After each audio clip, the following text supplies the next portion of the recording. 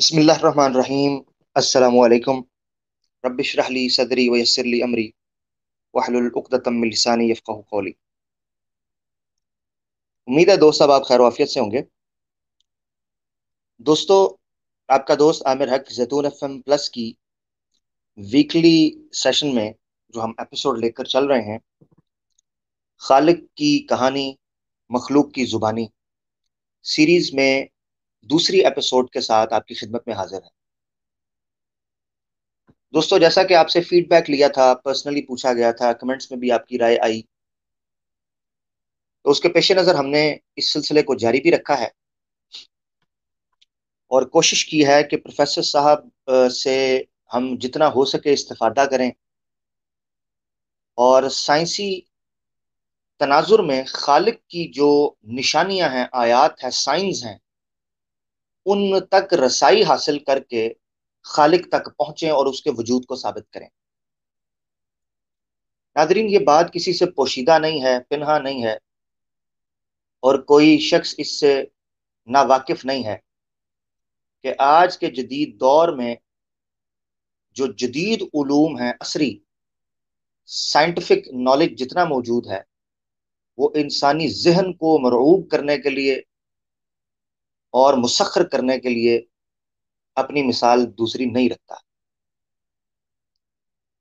इसीलिए कुछ अफराद जो हैं वो माशरे के अंदर ऐसे भी पैदा हो गए हैं जदीद दौर में, जो कि साइंस को मजहब की तरह पूछते हैं, उसके दलाइल को ईमान की तरह अपनी आंखों से लगाते हैं और उसकी तशरीहात को सेहरे की तरह अपने सर पर सजाते हैं और उसकी माला जपते हुए दिखाई देते हैं। यही वजह है कि बाज़ औक़ात कुरान के वो दलाइल जो रूहों को मुसख्खर करते हैं, इंसानी नफ्सियात को सरनगू करवाते हैं और हजरत आदम की तबीयत को जो है वो सरे तस्लीम खम करवाते हैं, वो भी बसा औकात वो दलाइल वो काम नहीं कर सकते, बदकिस्मती से, क्योंकि इंसानी शऊर, इंसानी अकल जो है वो यकीनन उसको इख्तियार दिया गया है कि वो इंतखाब करता है दलाइल के इंतखाब में। तो आज की एपिसोड जो है वो बेसिकली खालिक की कहानी मखलूक की जुबानी एपिसोड नंबर 2 है और इस पर हम इंसानी दिमाग एक मोजज़ा, मिरेकल्स ऑफ ह्यूमन ब्रेन, उसके मैकेनिज्म पर बात करेंगे। और इससे पहले कि मैं प्रोफेसर साहब को लूं और बकायदा एक लेक्चर का हम आगाज करें, जिसमें इंशाल्लाह वो बकायदा बड़ी बड़ी जो है वो आप ये समझें कि बड़ी एग्जैक्ट किस्म की और बड़ी प्रिसाइज किस्म की मालूमात से आपको आगाह करेंगे कि किस तरीके से इंसानी दिमाग का मैकेनिज्म है और वो काम करता है। मगर उससे पहले मैं आपको वहां लेकर चलूँ, मैं आपके साथ एक चीज शेयर करना चाहता हूँ, इसका भी दोस्तों ने इजहार किया था हमारे व्हाट्सएप ग्रुप के अंदर भी। आप लोग अगर ग्रुप को शामिल करना चाहते हैं तो मेरा पर्सनल नंबर है, आप इस पर मुझे टेक्स्ट कर सकते हैं। इसके अलावा हमारा व्हाट्सएप बड़ा ग्रुप जो ब्रॉडकास्ट का है, उसको भी आप ज्वाइन कर सकते हैं। अ, मेरे ख्याल से वो दूसरा नंबर है, मैं आपको वो भी दिखा देता हूँ, जो कि हमारा ब्रॉडकास्ट के लिए चल रहा है। ये नंबर ये आपकी स्क्रीन के ऊपर, यहाँ पर हर वीडियो का, हमारे हर कंटेंट का, हमारी हर अपडेट जो है यहाँ पर सबसे पहले आपको मिल जाती है। तो आप इसको भी सेव करके यहाँ पर टेक्स्ट करके लिंक का मुतालबा कर सकते हैं। अच्छा, जो दोस्त अब आ रहे हैं, इस लिंक को लाइक भी करें और शेयर भी कर दें। मैं उनके कमेंट्स जो है वो दिखा देता हूँ। वालेकुम सलाम, लुबना साहिबा हैं, अहमद रफाकत साहब हैं, वालेकुम अस्सलाम। खालिद महमूद साहब कह रहे हैं कि बहुत अच्छा प्रोग्राम है जी, अल्लाह ताला आप सबको सलामत रखे, नाम भी बहुत अच्छा है, अल्लाह आपको जाए खैर दे जी। बिल्कुल, हकीकत यह है कि ये नाम ही हकीकी इंसानी तालीम और तरबियत के लिए यही नाम है जो अक्कासी करता है इसकी। हमारे दोस्त फुरकान चौहान साहब आए हैं, वो वालेकुम सलाम कर रहे हैं सबको। बिल्कुल जी, आपको भी। और नसरुल्लाह बलोच साहब हैं, वो भी कह रहे हैं जी वालेकुम सलाम, जल्दी आ जाएं। जी जी, प्रोफेसर साहब आ रहे हैं जी, आपकी भरपूर फरमाइश के ऊपर हम प्रोफेसर साहब को लाएंगे इंशाल्लाह। तो जैसा कि आप टाइटल पर देख सकते अब मैं जिस चीज का ऐलान करना चाह रहा था, बिफोर आई टेक प्रोफेसर साहब on stage and give him mic, so I would like to share something that कुछ दोस्त अहबाब ने ये कहा कि यार, आज के ज़माने में ना, आज के दौर में जो जदीद नस्ल है, बिलखुसूस जो एथिस्ट हो चुके हुए हैं, जिन्होंने फैसला कर लिया, अपना अकीदा बना लिया कि अल्लाह की ज़ात मौजूद नहीं है, वो साइंस को आर्ग्यूमेंट्स के तौर पर इस्लाम के खिलाफ इस्तेमाल करते हैं। यानी ऐसा नहीं है कि आप इस साइंस को पेश करें उनको दावत देने में, that's another aspect and very vital aspect. मगर एक एस्पेक्ट ऐसा है जो कि इग्नोर किया जा रहा है दीन इस्लाम के उलमा की तरफ से, स्कॉलर्स की तरफ से, या दाई और मुबल्लिगीन की तरफ से, दुआत और मुबल्लिगीन की तरफ से, जिसको इग्नोर किया जा रहा है। वो एस्पेक्ट ये है कि जो एतराजात वो साइंस की रोशनी में इस्लाम पर करते हैं, या इस्लाम के ही कंटेंट को वो जो है वो साइंस के खिलाफ इस्तेमाल, यानी साइंस एंटी साइंस कहकर या अनसाइंटिफिक कहकर, इलॉजिकल कहकर, इरेशनल कहकर, वो कहते हैं कि देखें जी, आपका तो इस्लाम के अंदर ये बात साइंस के एस्टेब्लिश फैक्ट के खिलाफ है, आप तो जो ये बात कर रहे हैं या मंतक के खिलाफ है, ये फलसफा के मुसल्लमा और मुसब्बता मुसद्दका उसूलों के खिलाफ है, तो आप कैसे मान सकते हैं जी? तो वो इतराजात करते हुए दिखाई देते हैं। तो मैं इंशाल्लाह आने वाले दिनों के अंदर, बल्कि बड़ी ही मुख्तसर, मेरे ख्याल से कल से ही इंशाल्लाह जुमेरात है, और मैं कोशिश करूंगा, अपनी मसरूफियत ज़ाहिर बात है कि हमारे पास भी वीकेंड होता है जुमेरात को, तो इंशाल्लाह कोशिश करते हैं, कल नहीं तो फिर एक सिलसिला हम शुरू कर रहे हैं, जिसमें इंशाल्लाह मैं बजाते खुद कोशिश करूंगा कि मुख्तसर मुख्तसर एक एक एतराज के ऊपर, जैसे मैं पहले कर रहा था, तो हमारे जैतून एफएम प्लस के ऊपर चैनल पर रिप्लाई टू मुल्हिद या एथिज्म के नाम से हमने एक प्लेलिस्ट बना दी है, उसमें वो ड्रॉप होती जाएंगी वीडियोस। दो वीडियोस आ चुकी हैं, एक पहली वीडियो है कॉन्ट्रडिक्शन इन द कुरान, वो लाजमी जाकर चेक करें।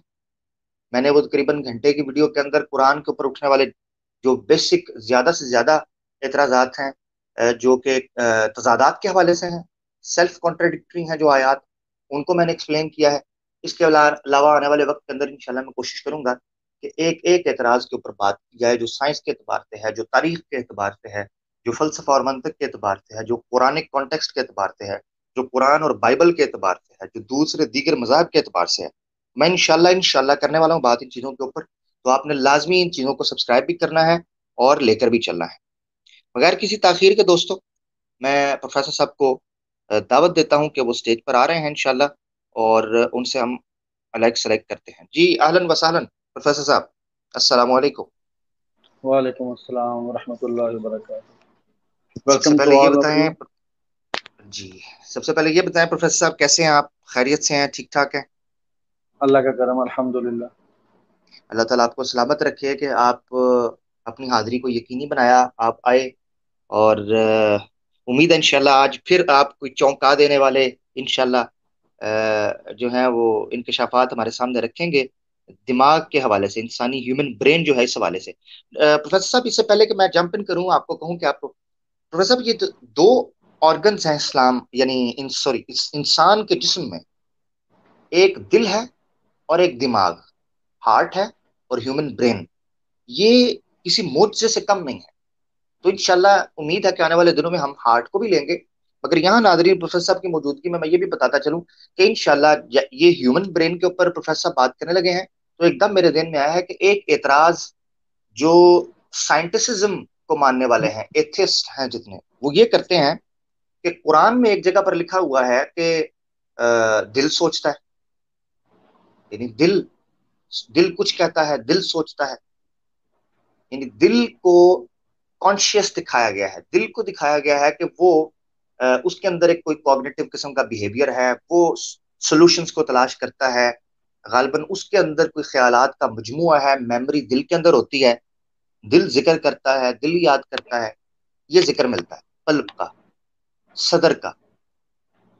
जबकि साइंस आज स्टैब्लिश हो चुकी है कि दिमाग सोचता है, ब्रेन सोचता है, ये एक न्यूरो सिस्टम है आपके अंदर, जिसपे प्रोफेसर साहब इंशाल्लाह बात करने वाले हैं। तो वो कहते हैं ये क्या है, कुरान ये कहता है, साइंस ये कहती है। तो इंशाल्लाह आने वाले दिनों के अंदर मैं इस मुअम्मा के ऊपर भी, इस गुत्थी के ऊपर भी बात करूंगा, साइंस के लिहाज से भी और इस्लामिक पर्सपेक्टिव और पॉइंट ऑफ व्यू के एतबार से भी करूंगा। मगर आज हम पहले ब्रेन के ऊपर बात करने लगे, ब्रेन का मैकेनिज्म क्या है, ब्रेन कैसे काम करता है, इसके क्या फवायद हैं और इसका क्या मुआवजा है। और ये क्या खालिक की तरफ इशारा करता है? क्या ये खुद ब खुद बन गया है, या इसके पीछे कोई खालिक है जो इशारा कर रहा है कि मुझे मानो? बहुत शुक्रिया। ओवर टू यू प्रोफेसर साहब, इंशाल्लाह मैं बाप की तरफ चलता हूँ और आप बाकायदा अपनी गुफ्तगू का आगाज करें। बहुत शुक्रिया। Thank you very much. Human brain के बारे में आज हम करेंगे इंशाल्लाह ताला। इसकी कुछ मिस्ट्रीज हैं, कुछ इसके मिरेकल्स हैं, और इसके फंक्शंस हैं कि ये काम किस तरह करता है, और कुछ साइंसदानों के कुछ रेफरेंस देंगे कि वो किस हद तक एथिस्ट हों या दूसरे रिलीजियस हों, बेबस नजर आते हैं। इंशाल्लाह ताला उस पर करते हैं। जब से इंसान इस कायनात में आया है, सब जब से इंसान, हमें तारीख मालूम है या बुक्स में मिल जाती है, तो हमने ये चीज देखी है कि उसी वक्त से जितनी मर्जी पुरानी किताब उठा के देखिए, फलसफी को देख लें, तिब को पढ़ लें, हिकमत को पढ़ें, आजकल साइंस को पढ़ें, किसी को भी पढ़ के देख लें, इंसानी दिमाग ने हमेशा से हर किस्म के साइंटिस्ट को, माहिरीन तिब को, और इसी तरह चलते चलते जो मुफक्किर और जो फिलासफर थे, सबको परेशान करके रखा हुआ। इतना कॉम्प्लेक्स है ये, हम्म। क्योंकि उसकी वजह ये है कि आज के दौर में हम ये तो जान गए, वो आगे आगे हम देखेंगे, ये तो हम जान गए कि वो केमिकल सिग्नल्स हैं कुछ, जिनके जरिए ये सारी मालूमात और सारी मैसेजिंग चलती है माइंड के अंदर। लेकिन आज तक ना किसी को पता चला है साइंसदानों को, और ना नियर फ्यूचर में लग रहा है कि किसी को पता चलेगा इतनी जल्दी, कि ये जो ख्यालात हमारे होते, एक ही इंसान है, एक ही दिमाग है, वही केमिकल इम्पल्सिस वही चल रही हैं, तो ये कैसे हो जाता है एक ही चीज को, एक ही फिक्रा, वही फिक्रा अगर आपका कोई दोस्त बोल दे, तो अंदर आपके अंदर जो फीलिंग आती है या जो रिएक्शन आता है वो डिफरेंट होता है। और वही कोई आपका दुश्मन बोल दे सेम फिक्रा, रिएक्शन ही डिफरेंट हो जाता है। फिक्रा भी वही है, माइंड भी वही है, हम्म। रिएक्शन भी वही है, अंदर आपके केमिकल सब सिस्टम वही है, कोई माइंड की चीज चेंज तो नहीं हुई, फिक्रा भी वही है। तो रिएक्शन ऑटोमेटिक चेंज कैसे हो जाता है, साइंस नहीं जान सकी आज तक, तो ना जान सकेगी। ठीक। आज इसके एंड में मैं कुछ इंशाल्लाह ताला, तो आमिर भाई ने भी कुछ मैं बताया था फीडबैक आप सब दोस्तों का, तो कुछ एथिज्म के बारे में बताऊंगा कुछ आपको, वो भी एक ऐसा फैक्ट बताऊंगा इंशाल्लाह जो आप ज्यादातर मुझे उम्मीद है नहीं पता होगा। अच्छा, अब ये पहली स्लाइड में देखें आप, एक साइंटिस्ट हैं, ये ये ओवन जे गिंजरिश हैं, ये प्रोफेसर है एस्ट्रोनॉमी के history of science, Harvard university में है ये। The human brain is by far most complex physical object known to us in the entire cosmos. अब वो कह रहे हैं कि आज तक जितने भी हमें चीजों का पता है ना, जितने भी ऑब्जेक्ट्स हमने डिस्कवर किए हैं, उनमें अगर कोई सबसे ज्यादा कम्प्लेक्स, सबसे ज्यादा पेचीदा है ना, तो वो ह्यूमन ब्रेन ही है।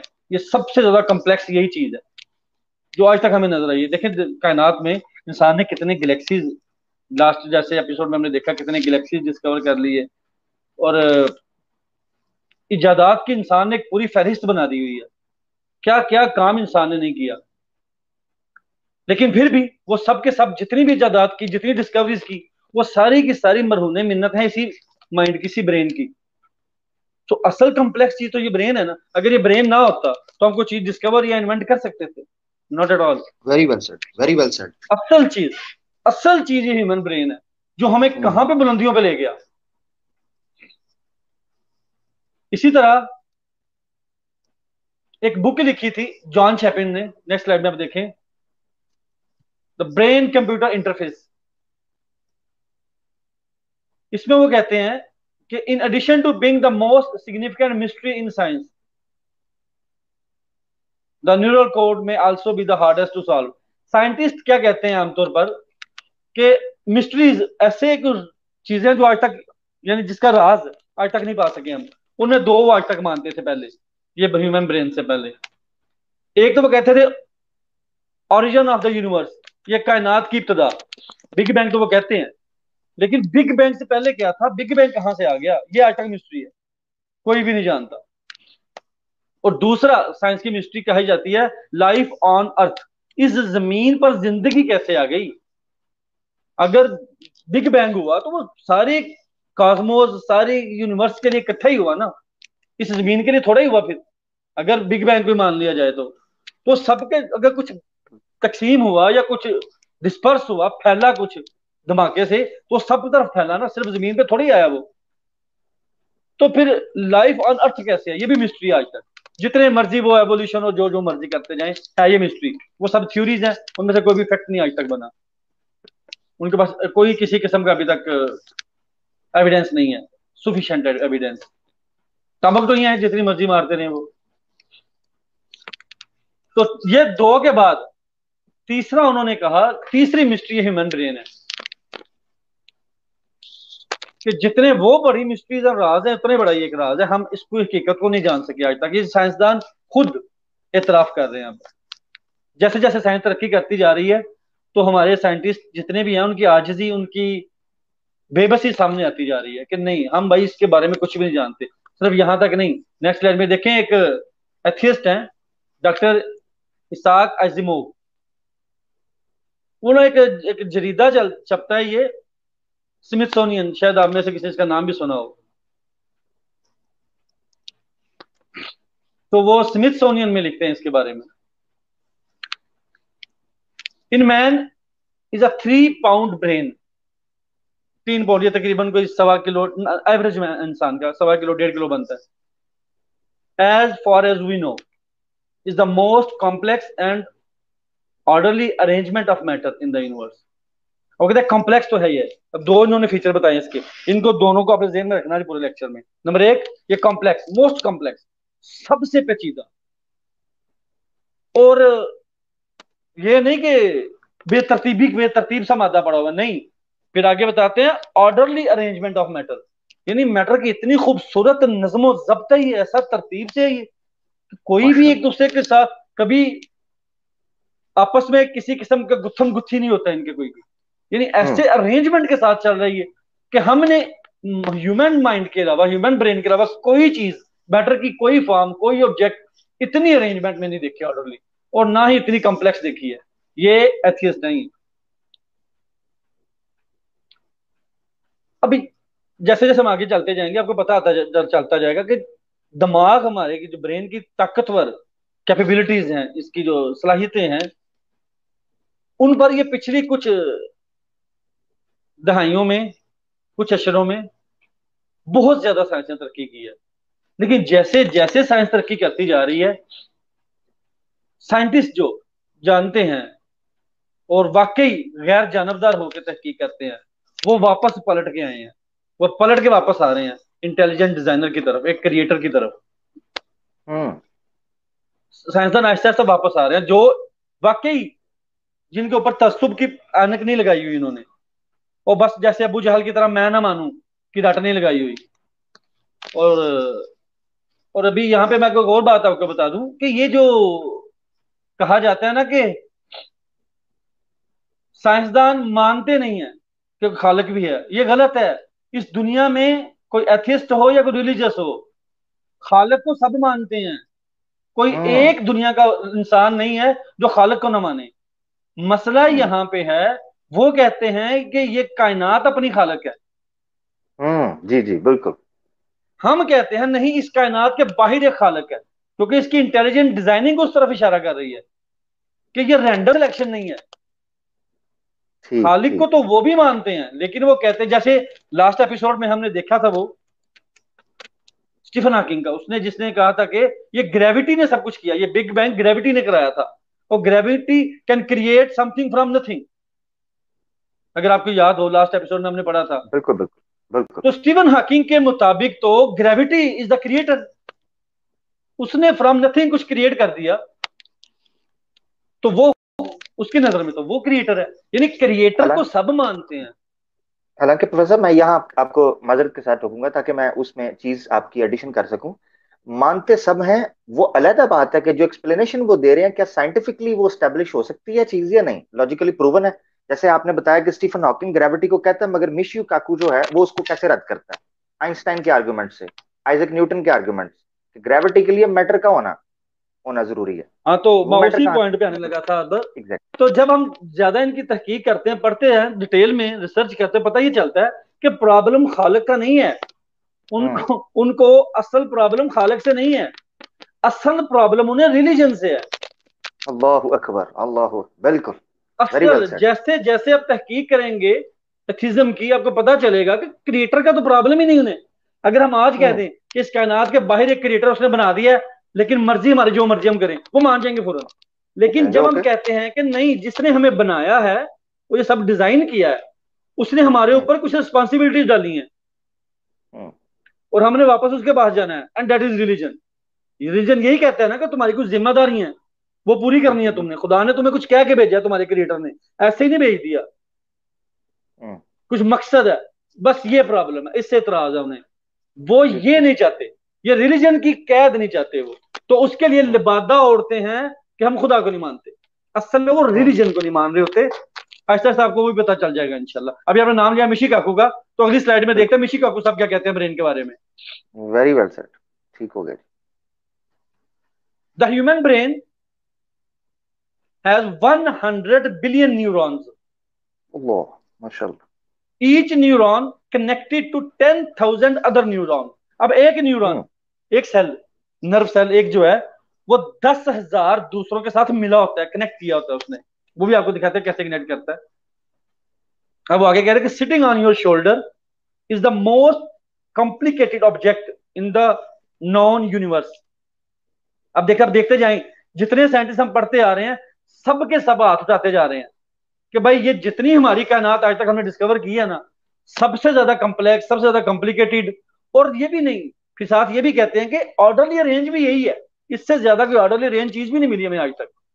हम्म। तो फिर यही बनता है कि कबूतर अगर बिल्ली को देख के आंखें बंद कर ले, तो बिल्ली उसे माफ तो नहीं करती। बिल्कुल। इतने ज्यादा एविडेंस है, जब तो आप खुद इस चीज को मानते आ रहे हो, लेकिन एंड पे आके फिर कह देते हो नहीं नहीं नहीं, हम वो नहीं मानते हम। हम्म। यानी जहालत जो है वो उजर नहीं पेश कर सकती जब आपके सामने इतने इतने बड़े हाँ, सिंबल्स दिखाई दे रहे हो, अबू चौंका जहल, देने वाले। ये हम सब जानते हैं, हमने पढ़ा होगा तारीख में भी, कि अबू जहल को पता था नबी आखिर जमान का। वो हम्म। जानता था ये अल्लाह के नबी हैं सल्लल्लाहु अलैहि वसल्लम। बिल्कुल। वो जानता था अबू जहल। उसकी प्रॉब्लम कोई और थी, हम्म। कि मेरी सरदारी खत्म हो जाएगी ना। बिल्कुल बिल्कुल। मेरी मर्जी कहाँ गई। हाँ, फिर मैं ना सरदार रहूंगा, और जो बुतों के नाम पर ये जो इतने पैसे बटोरता हूं मैं, इतना वो सब कुछ लेता हूँ, और इतना एक क्या उसे कहते हैं कि, एक अबू इस्तेहसाली जहल का निजाम अगर आप खड़ा कर जानते रखा हो, है ना। अब्बुल बिल्कुल। अब्बुल जी जी हिकमा कहते थे उसे। जी जी जी। बिल्कुल। अबुल हकम कहते थे। अब्बुल हकम, जी यानी वो इतना, उसको वो अपने कुरैश में इतना मशहूर था, इतना इंटेलिजेंट। जी जी। और देख दारुल लें। नदवा का चीफ था जी, प्रोफेसर साहब। दारुल नदवा में जो मीटिंग, यानी अरब के, यानी जो उस वक्त के जो बहिरा अरब का जो वो ये जो कुरैश की कुरैश का मीटिंग की इलाका जगह थी, था। वो कुरैश कुरैश के कुरैश सारे की कबीले वहां पे आके एग्जैक्टली मीटिंग करते थे दारुन नदवा में। मीटिंग करते थे जी, वहां वो चीफ था जी। जी इसके आर्डर एग्जैक्टली, चलते थे वहां पर। दारुन जी जी, नदवा के मेंबर। सरदारों में से एक था वो। बिल्कुल बिल्कुल। बड़ा तो जहीन बंदा था। ये सब चीजें हैं, लेकिन वो जानता भी था, लेकिन उसकी प्रॉब्लम ये थी। यही इस तरह की जब हम स्टडी करेंगे ना आगे जाके, कि ये जो अपने आप को एथीस्ट कहते हैं, ये इनकी असल प्रॉब्लम है क्या, तो आपको यही सेम टू सेम यही नजर आएंगी। चलिए आगे चलते हैं, अभी अपने टॉपिक पे वापस आते हैं। एक जी बुक, जी। शोहरा आफाक बुक लिखी गई, ये डार्विन की बुक के मुकाबले में लिखी गई थी, एवोल्यूशन फ्रॉम स्पेस। ये फ्रेड हॉयल और चंद्रा विक्रमा सिंह, ये दोनों को राइटर हैं इसके, एवोल्यूशन फ्रॉम स्पेस। इसमें ये थोड़ा सा हम्म। इन्होंने डिटेल दिया ह्यूमन ब्रेन की, जब रिसर्च हुई तो। ये कहते हैं human brain consist of about 10,000 million nerve cells. Each nerve cell puts out between 10,000 and 100,000 connecting fibers by which it makes contact with other nerve cells in the brain. The total number of connections in the human brain approaches 1,000 million altogether. यानी अब देखें कि तुम्हारा दिमाग कितना, 1.25 kilo, 1.5 kilo, इतने से area में, और वो भी हम जानते हैं कि 20% है सिर्फ ये, बाकी 80% हमने लास्ट एपिसोड में देखा, 80% तो पानी है उसमें। तो बिल्कुल। 20% है, और उसमें किस हद तक सेल्स हैं ये। और सिर्फ इतना ही नहीं, आपको बताएं, हमारे ह्यूमन ब्रेन में रेत का जर्रा कितना सा होता है, छोटी सी बेकदरी सी चीज है। हम्म। रेत के एक जर्रे जितना ह्यूमन ब्रेन हम अलहदा करें, रेत के जर्रे के बराबर छोटा सा टुकड़ा निकाला ह्यूमन ब्रेन का, तो उसमें 1 लाख न्यूरॉन्स होते हैं। ओहो, और सुभान एक अल्लाह। बिलियन 1 बिलियन सनाप्सिस होते हैं। सनाप्सिस होते हैं जो कंटेक्ट, ये जिनके जो ब्रिजेस होते हैं दूसरे न्यूरॉन के साथ आपसे मिले होते हैं, ये अपने वो हम्म मुख्तलिफ शाखों की वजह से, जिन्हें डेंड्राइट्स कहते हैं, वो आगे देखेंगे हम। डेंड्राइट्स की हम्म वजह से हम्म, मिले होते हैं एक दूसरे के साथ। तो वो 1 बिलियन सनाप्सिस और 1 लाख न्यूरॉन एक रेत के जर्रे जितने हिस्से में होते हैं ये। और ये सब ओहो। के सब एक दूसरे से कम्युनिकेट कर रहे होते हैं। हम्म यानी ये हमारे सिर्फ दिमाग ये में सिर्फ ये गुंजल नहीं है, ये आपस में कम्युनिकेट कर रहा होता है, पूरी लैंग्वेज है इनकी। Very very wisely and very at a very fast speed. जैसे कि हम्म दिमाग में हमारे में 10,000 से ज्यादा मखसूस किस्म के न्यूरॉन्स हैं, जिन हाँ, डिफरेंट टाइप्स हैं इनकी। हर हाँ, न्यूरॉन की स्पीड देखें अब आप। हर न्यूरॉन हाँ, 1,000 नर्व इंपल्सिस एक सेकंड में मुंतकिल करता है। माशाल्लाह। हर न्यूरॉन 1,000 नर्व इंपल्सिस एक सेकंड में मुंतकिल कर सकता है। और दूसरे न्यूरॉन के साथ दसियों हजारों सिनेप्टिक कॉन्टेक्ट बना सकता है ये एक। अब आगे आपको दिखाता हूं न्यूरॉन होता किस तरह का है, जो साइंटिस्ट ने हम्म बताया, उसकी थोड़ी सी हल्की शेप बनाई है। ये एक न्यूरॉन है जी हमारा। अब नेक्स्ट स्लाइड में देखें आप, ये इस तरह का होता है न्यूरॉन। इसमें हमने वो थोड़ा सा वो न्यूरॉन सेल है ना, तो तोड़ के दिखाया होगा, सेल अंदर से सेल की फॉर्मेशन सेम ही होती है। जैसे ये न्यूरॉन है साइड पे जो आपको ये शाखें नजर आ रही हैं, ये डेंड्राइट्स होती हैं। इनके जरिए ये दूसरे न्यूरॉन से कंटेक्ट करता है। और जहां पे दोनों न्यूरॉन्स के ये डेंड्राइट्स मिलते हैं ना, उस ब्रिज को कहते हैं सिनेप्स। हम्म ये मिले हैं जहां पे, यानी ये यानी जब इंफॉर्मेशन एक दूसरे जॉइंट, को मुंतकिल ठीक, करते हैं, जो ठीक हो कांटेक्ट गया। करते हैं, इंफॉर्मेशन पास करते हैं, सिग्नल, केमिकल सिग्नल है बेसिकली, केमिकल सिग्नल हम्म पास करते हैं। एक्शंस हैं इसके सेल के। अब पिक्चर आप ध्यान से देखें तो ऊपर हमने एक छोटा सा सेक्शन सिनेप्स का उसको जूम करके दिखाया हुआ है। जी, वो बिल्कुल वो एक देखिए केबल की तरह, बिल्कुल। प्रोफेसर साहब केबल की तरह लग एग्जैक्टली रहा है, यही जैसे मैं डाटा कहने लगा केबल था। होती है। वेरी एग्जैक्टली वेरी मैं ये गुड। कहने लगा था, जैसे कंप्यूटर के कनेक्शन होते हैं ना, आपको उसी तरह की हम्म चीज नजर आएगी। हम्म इसमें आपको वही तरह की ट्यूब्स हैं, उसी तरह के कंटेक्ट्स हैं, किस तरह ये आपस में मिलते हैं, और एग्जैक्ट जो जो इसका एग्जैक्ट होता है एग्जैक्ट के साथ ही मिलता है जाके। अल्लाहु अकबर, माशाल्लाह। अब यहाँ पर अब आपको न्यूरॉन का पता चल गया, न्यूरॉन क्या होता है। हम्म और हमारे ह्यूमन बॉडी में, एक नॉर्मल ह्यूमन बॉडी का हम जानते हैं कि सवा, अच्छा कि ये भी सोचा जाता है, तो समझा जाता है कि शायद जो लोग ज्यादा ज़हीन होते हैं तो उनका दिमाग थोड़ा बड़ा होता है। हम्म साइज में, ऐसा कुछ यस। नहीं होता, ऐसा कुछ हाँ, भी नहीं होता। अकल बड़ी या भैंस हमारे जैसा एक मुहावरा भी मशहूर है जी। हमारा जो नॉन ह्यूमन बीइंग है, उनमें इन्होंने सबसे ज्यादा अगर किसी का किया है ना, तो वो था आइंस्टाइन। आइंस्टाइन आइंस्टाइन ने जितनी भी तहकीक कर दी, उसके दिमाग का इन्होंने उसके मरने के बाद मुआयना किया था। हम्म उसके दिमाग का वजन 1.25 किलो था बस। बस।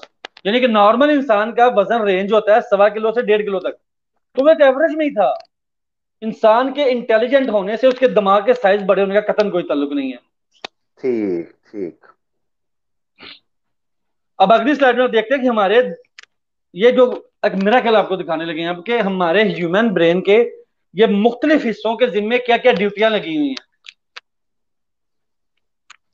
अब इसमें सबसे पहले आप देखें तो लेफ्ट साइड पे आपको ये अखरोट की तरह की चीज नजर आ रही है, नीचे वाली हम्म पिक्चर पे देखें तो जी जी। ये सुपीरियर व्यू है जो इसका।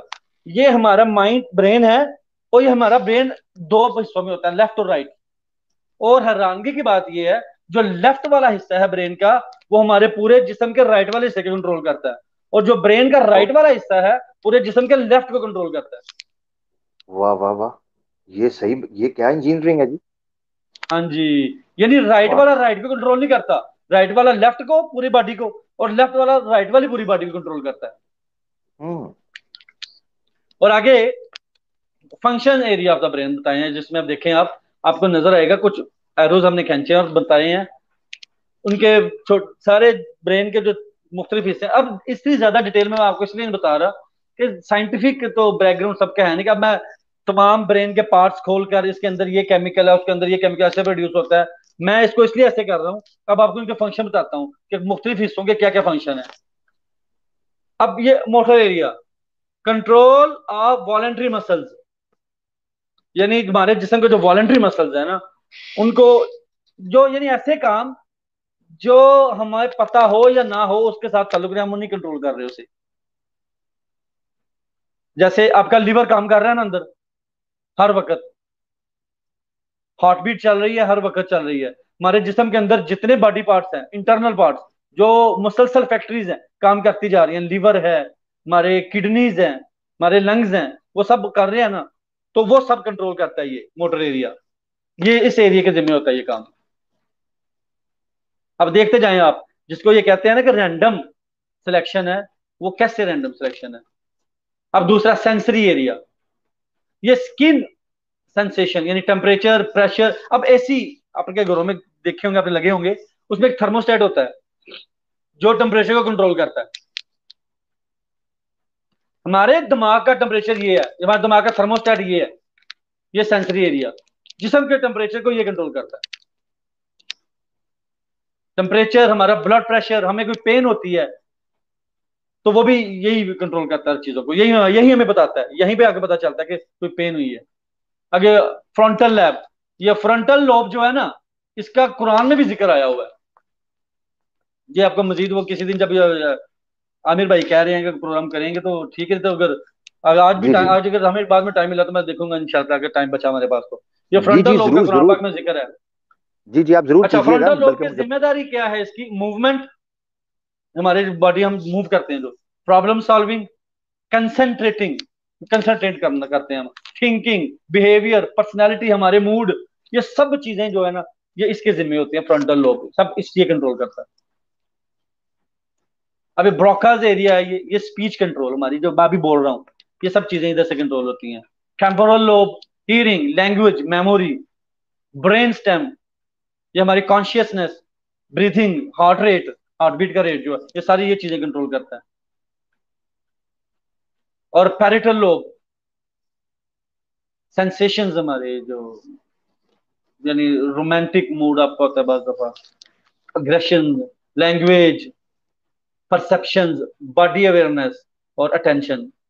और ऑक्सीपिटल लोब, ये विजन, ये आंखों का हमारा जो वीडियो हम देख रहे हैं, और परसेप्शन, आंखों हम वीडियो देख के कुछ चीज परसेप्शन क्रिएट करते हैं, वो सब इसके अंदर आता है। वार्निक्स एरिया, ये लैंग्वेज और कंप्रीहेंशन। अब देखते जाएं कि हमारे, हमें ये लग रहा होता है कि हमारा दिमाग ये काम कर रहा है, लेकिन दिमाग के किस एरिया में क्या हो रहा है। अल्लाह अकबर। अब सेरिबेलम, सेरिबेलम क्या करता है, ये पोस्चर, बैलेंस, हमारा बॉडी बैलेंस जो होता है, और कोऑर्डिनेशन ऑफ मूवमेंट, ये मसल्स के जो आपस में मिलकर जो कोऑर्डिनेशन होती है, भागना होता है, तो सिर्फ और सिर्फ पैर तो नहीं भाग रहे होते ना, ये पूरे के पूरे सीरीज ऑफ मसल्स है, तो उन सबको ये कंट्रोल करता है।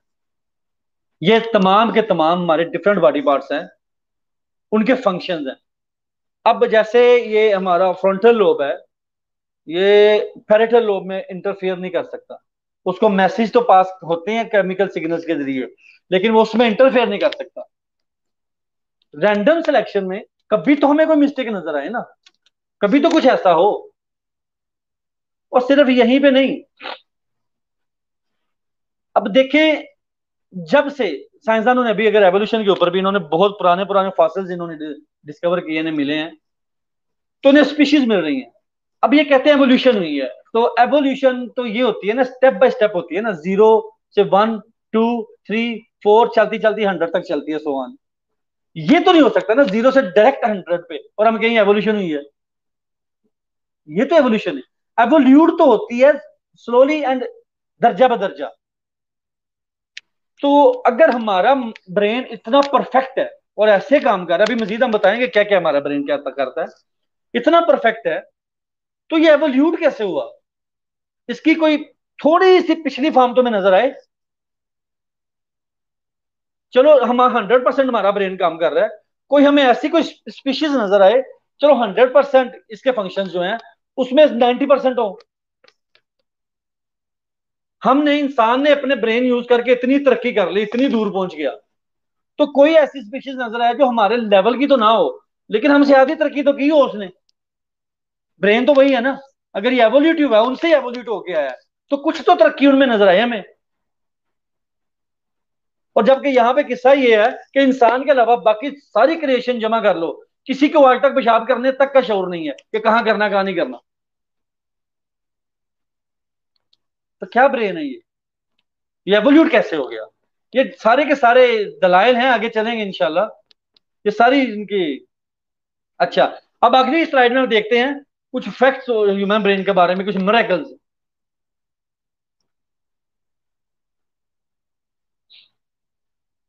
Human brain comprises about 2% of the body's total weight।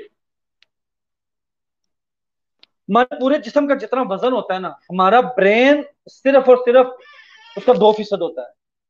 लेकिन बात यहां पे खत्म नहीं होती, पूरे जिस्म का सिर्फ 2% वजन होता है इसका, लेकिन पूरे पूरा जिस्म हमारा जितनी ऑक्सीजन यूज करता है ना, उसका 20% ब्रेन ले जाता है। यानी इसको इतनी ऑक्सीजन चाहिए होती है हर वक्त, इसमें केमिकल रिएक्शन और सिग्नल्स हर काम चल रहा होता है, तो 20% ऑक्सीजन इसे चाहिए होती है। और यहीं पे बात भी फिर भी खत्म नहीं होती, हमारे पूरे जिस्म में जितना कोलेस्ट्रॉल आता है ना, उसका 25% ब्रेन ले जाता है। वो हो। ये कोलेस्ट्रॉल ब्रेन के लिए निहायत जरूरी है। थोड़ी सी भी 25% से थोड़ी सी मिकदार कम हो जाए हमारे ब्रेन में कोलेस्ट्रॉल की, तो ब्रेन काम करना छोड़ देता है, डेड हो जाते हैं सेल इसके। वो यानी किसी भी इसे मशीन के लिए 25%। किसी भी मशीन के लिए तेल जो होता है वो बड़ा जरूरी है, तो दिमाग भी तो यकीनन एग्जैक्टली, एक मशीन है। Yes. तो इसे कोलेस्ट्रॉल 25% चाहिए। अब आप ईद उल अजहा पे, ईद कुर्बान पे आप लोग जानवर जिबा करते हैं, कुछ दोस्तों को शौक होता है उसका मगज खाने का, फ्राई करके। कुछ लोगों को वैसे भी साइंसदान मगज खाने का शौक होता है प्रोफेसर साहब, जी ऑन अ लाइटर नोट। जी वो शौक ठीक। वो मगज खाने का कुछ दोस्तों को शौक होता है, वो बकरे का जो जो जानवर जिबा किया है। तो जो डॉक्टर्स होते हैं वो स्पेशली हार्ट पेशेंट को मना करते हैं कि आपने ये नहीं खाना, ओ सिर्फ यस। इसी कोलेस्ट्रॉल की वजह से। क्योंकि ह्यूमन ब्रेन मोर और लेस कोलेस्ट्रॉल ही सारा, ये सारे दूसरे ब्रेन भी इसमें कोलेस्ट्रॉल ज्यादा है, कोलेस्ट्रॉल के बगैर ब्रेन काम नहीं करता। अच्छा, दूसरी चीज रैंडम थॉट जनरेटर, यानी हर वक्त कोई ना कोई चीज सोचता रहता है। लेकिन एक एवरेज ब्रेन जो है वो एक दिन में 50,000 डिफरेंट थॉट्स जनरेट करता है। अल्लाह अल्लाह। एक norm average brain 50,000 thoughts per day generate करता है ये। हम्म। अच्छा, अगली चीज, ये आप लोगों ने खुद भी कभी ऑब्जर्व की होगी, नोट की होगी, image processing in 30 millisecond. यानी एक सेकंड का हजारवां हिस्सा होता है मिली सेकेंड, सेकंड का हजारवां हिस्सा। तो यानी कि अगर सेकंड के 1000 हिस्से करें ना, तो उसमें से 13 हिस्से यानी 0.013 सेकंड हमारा ब्रेन सेकंड के इतने हिस्से में इमेज की पूरी प्रोसेसिंग कर देता है। जैसे फॉर एग्जाम्पल लेट्स अज्यूम आप ट्रेन पे या प्लेन पे सफर कर रहे हैं या अपनी कार पे कहीं जा रहे हैं, तो ऐसे ही आपका लेफ्ट या राइट साइड पे आपका थोड़ा सा नजर पड़ी, सीधा ध्यान हो गया, एक सेकंड भी नहीं, बस सरसरी से नजर हुई।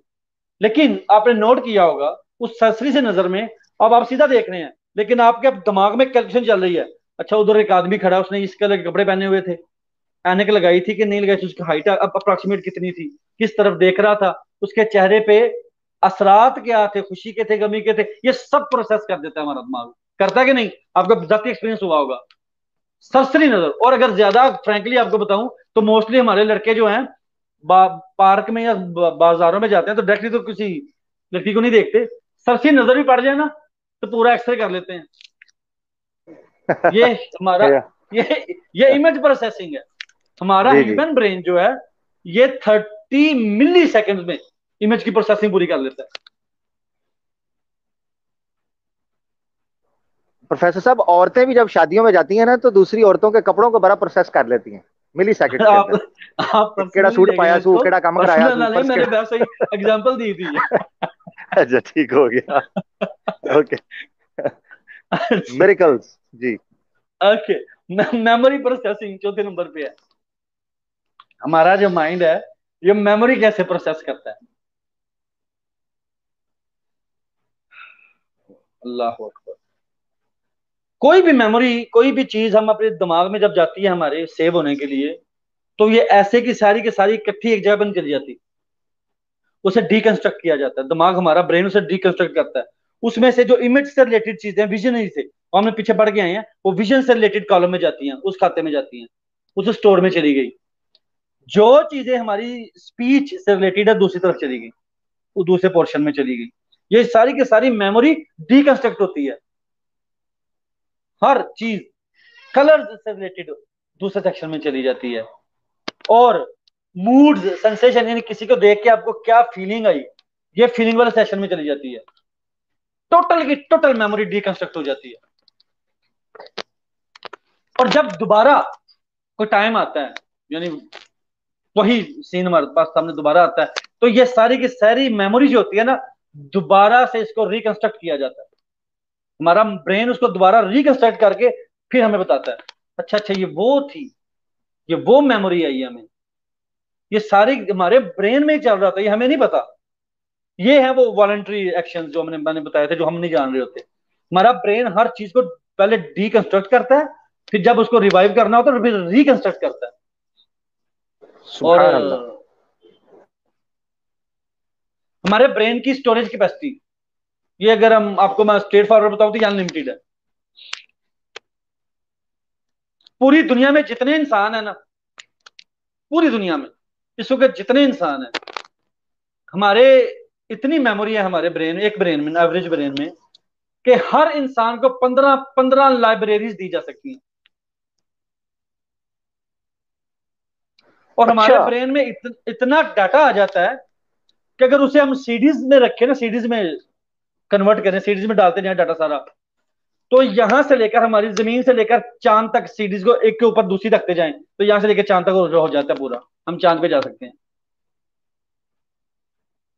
इतनी जगह वो सीरीज घेर लेंगे, इतनी सीरीज कवर हो जाती है। यानी कि लिटरली कॉल अनलिमिटेड है हमारी रैम।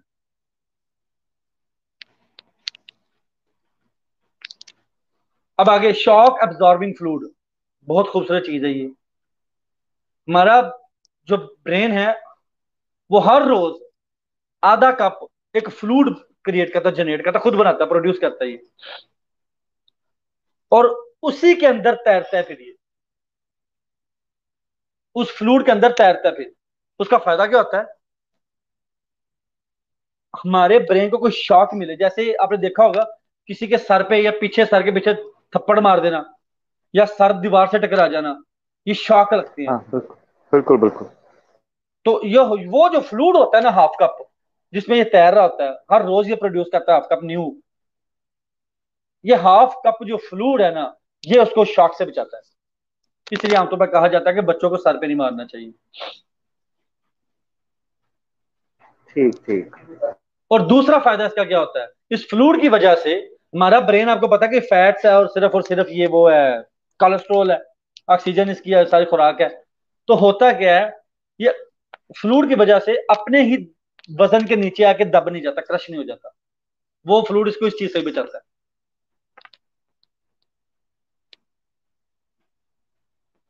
अब नो पेन रिसेप्टर, शॉकिंग चीज ये है, हमारे पूरे ब्रेन में पेन रिसेप्टर है ही नहीं। जैसे स्किन पे है ना, जरा सा कुछ हो, कट लगे में पेन होती है, ब्रेन में कोई पेन रिसेप्टर है ही नहीं। फिर अब हमारे जहन में यानी सवाल उठता है, पर, ब्रेन में प्रोफेसर साहब पेन ये रिसेप्टर कौन है? सर दर्द नामी क्योंकि चीज सर, ही नहीं है फिर इसका। हाँ जी, ये हाँ सर दर्द क्या होता है फिर? एग्जैक्टली। ये हेडेक, आधे माइग्रेन सर क्या की है, ये दर्द, हेडेक पूरे क्या है? सर की दर्द, सेंटर में दर्द, ये क्या चीज है? अगर पूरे ब्रेन में पेन रिसेप्टर ही क्यों नहीं? तो हमारे जो साइंटिस्ट, ये जो डॉक्टर्स हैं, सर्जन हैं, ये ब्रेन सर्जरी पेशेंट को बेहोश किए बगैर भी करते हैं, क्योंकि उसमें तो ब्रेन रिसेप्टर है ही क्यों नहीं। ये भी शॉकिंग होगा आपके लिए। अच्छा। अब हेडेक क्या है? हेडेक पेन जो हम फील करते हैं ब्रेन में, ये होती क्या है? ये असल में जो हमारे ब्रेन के करीब की स्किन है ना, इसके करीब करीब, और जॉइंट्स हैं जो, या ब्लड वेसल्स हैं, मसल्स हैं, उनमें कोई प्रॉब्लम आती है, वो फील करते हैं। हमें ऐसा लग रहा होता है कि हमारा ब्रेन कर रहा है फील।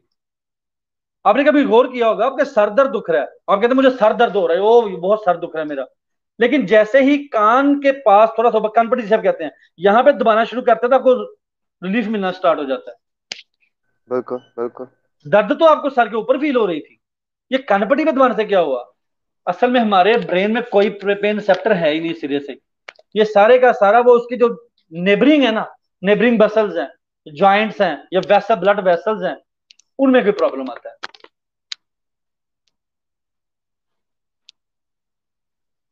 आज तक इंसान ने जितने का 7 नंबर पे है, आज तक इंसान ने जितने भी पावरफुल से पावरफुल कंप्यूटर बनाया ना,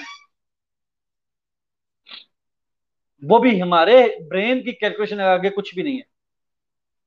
हमारा ब्रेन कितनी कैलकुलेशन एक सेकंड में कर सकता है? हमारा ब्रेन एक सेकंड में 1016 प्रोसेस कर सकता है, एक सेकंड में। ये आज तक कोई बड़े से बड़ा मास्टर कंप्यूटर भी नहीं कर सका, ना कर सकेगा। अब एक लेटर नोट आपको छोटी सी चीज बता दूं, हमारे ब्रेन में ये जो निकोटीन है, जो सिगरेट में या चाय की पत्ती में होती है, ये निकोटीन हमारे ब्रेन में पहुंचने में और असर करने में 7 सेकंड लेती है।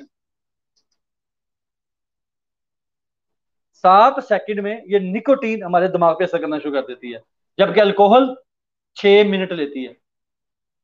अल्कोहल का असर दिमाग तक पहुंचने में 6 मिनट लगते हैं और निकोटीन 7 सेकंड में होती है। अब ये सारी चीजें जानने के बाद हम ये सोचते हैं कि यार ये क्या है, कौन सी ताकत है, ये कौन सी ताकत आखिर क्या है? ये जो हमारे दिमाग में चलने वाले जो इलेक्ट्रोकेमिकल पल्सेस हैं, सिग्नल्स ही है ना, केमिकल सिग्नल्स, इलेक्ट्रोकेमिकल जो पल्सेस हैं, ये हमारे इन सबको हमारे तासुरात, यादों में, जज्बात में, फैसलों में कन्वर्ट कैसे कर देती है? ये कौन सी चीज है, ये कौन सी ताकत है सारे काम कर रही है ये? अब जब साइंसदान, बड़े से बड़ा साइंटिस्ट आप किसी को कंसल्ट करें या कोई फिलोसफर हो, वो कहता है कि ये हमारी जो कायनात है ना, यूनिवर्स है, ये लास्ट एपिसोड में शायद हमने पढ़ा भी था, हमारी पूरी यूनिवर्स जो है ना, ये एक कंप्यूटर प्रोग्राम की तरह काम कर रही है। एंड समटाइम्स जो जो मॉलिक्यूल्स हैं, ये एक कंप्यूटर बिट्स की तरह ये परफॉर्म भी करते हैं, उसी तरह ये रिएक्ट कर रहे होते हैं। सेम टू सेम इंसानी दिमाग इसी तरह काम करता है। इंसानी दिमाग का जो ढांचा है ना, एक निहायत कॉम्प्लेक्स मास्टर कंप्यूटर से मिलता जुलता है। आपने इसकी फॉर्मेशन देखी, इसके काम करने का तरीका देखा, इसके सिग्नल पासिंग देखी, तो अगर आप लोग कंप्यूटर्स के आपको हो ना हो है, तो आप जानते हैं कि हमारा पेचीदा कंप्यूटर भी ऐसे ही काम करता है। अब वही साइंसदान, जिसको अगर हम ये कहें कि जो मेरे सामने पड़ा हुआ कंप्यूटर है ना, ये खुद ब खुद बन गया, तो वो मुझे पागल क्या के तो मुंह फेर लेगा।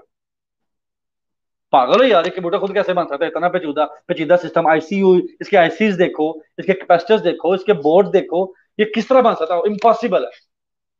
और उससे 1000 गुना और कई 1000 गुना ज्यादा कॉम्प्लिकेटेड ह्यूमन ब्रेन वो आराम से कह देते हैं ये ये तो रैंडम सिलेक्शन से है, ऑटोमेटिक हो गया। एक छोटा सा कंप्यूटर तुम मान नहीं रहे हो कि ऑटोमेटिक बन गया, और उस कंप्यूटर से 1000 गुना ज्यादा कॉम्प्लेक्स चीज वेरी जो है वेल सर। उसे कह रहे हो खुद बन गया। हम्म। अब छोटा सा मैं आपको फैक्ट मैंने बोला था अंत पे आपको बताऊंगा एथियस्ट के बारे में। जी जी बिल्कुल। मेरे ख्याल में मोस्ट ऑफ द जो लिसनर्स हैं वो नहीं जानते होंगे इसके बारे में। शुरू शुरू में एथियस्ट एक गाली थी, ये एक ताना था, गाली के तौर पे इस्तेमाल होता था। जब शुरू में इंसान यकता परस्ती के कायल थे, तौहीद परस्त, एक खुदा को मानते थे, तो इस नाम की कोई चीज थी नहीं। फिर जैसे जैसे इंसान ने शिरक करना शुरू किया, इंसान तौहीद से शिरक की तरफ, और आपने आप में से कुछ ने पढ़ा होगा, इंसान ने तो सूरज, चांद, सितारे, आग, बारिश, बादल, और सिर्फ इतना ही नहीं बल्कि कुछ इलाकों में तो बिल्लियों तक को पूजा गया। बिल्कुल। ये इतने खुदा बना दिए। फिर वहां से एक चीज उठी, एथियस्ट, जिसने इन सब का इनकार किया।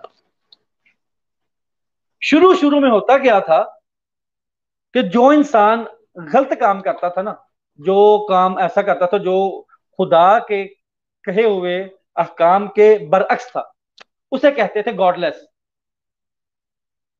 Is a godless. जैसे आज भी हम, अगर आपको याद हो, आपने ऑब्जर्व किया, कहते हैं ना कि बंदे को आप देखें यार, कोई सही काम नहीं करता, हमेशा गलत ही उल्टे काम करता है, तब क्या कहते हैं, यार उसने खुदा बुला दिया हुआ है।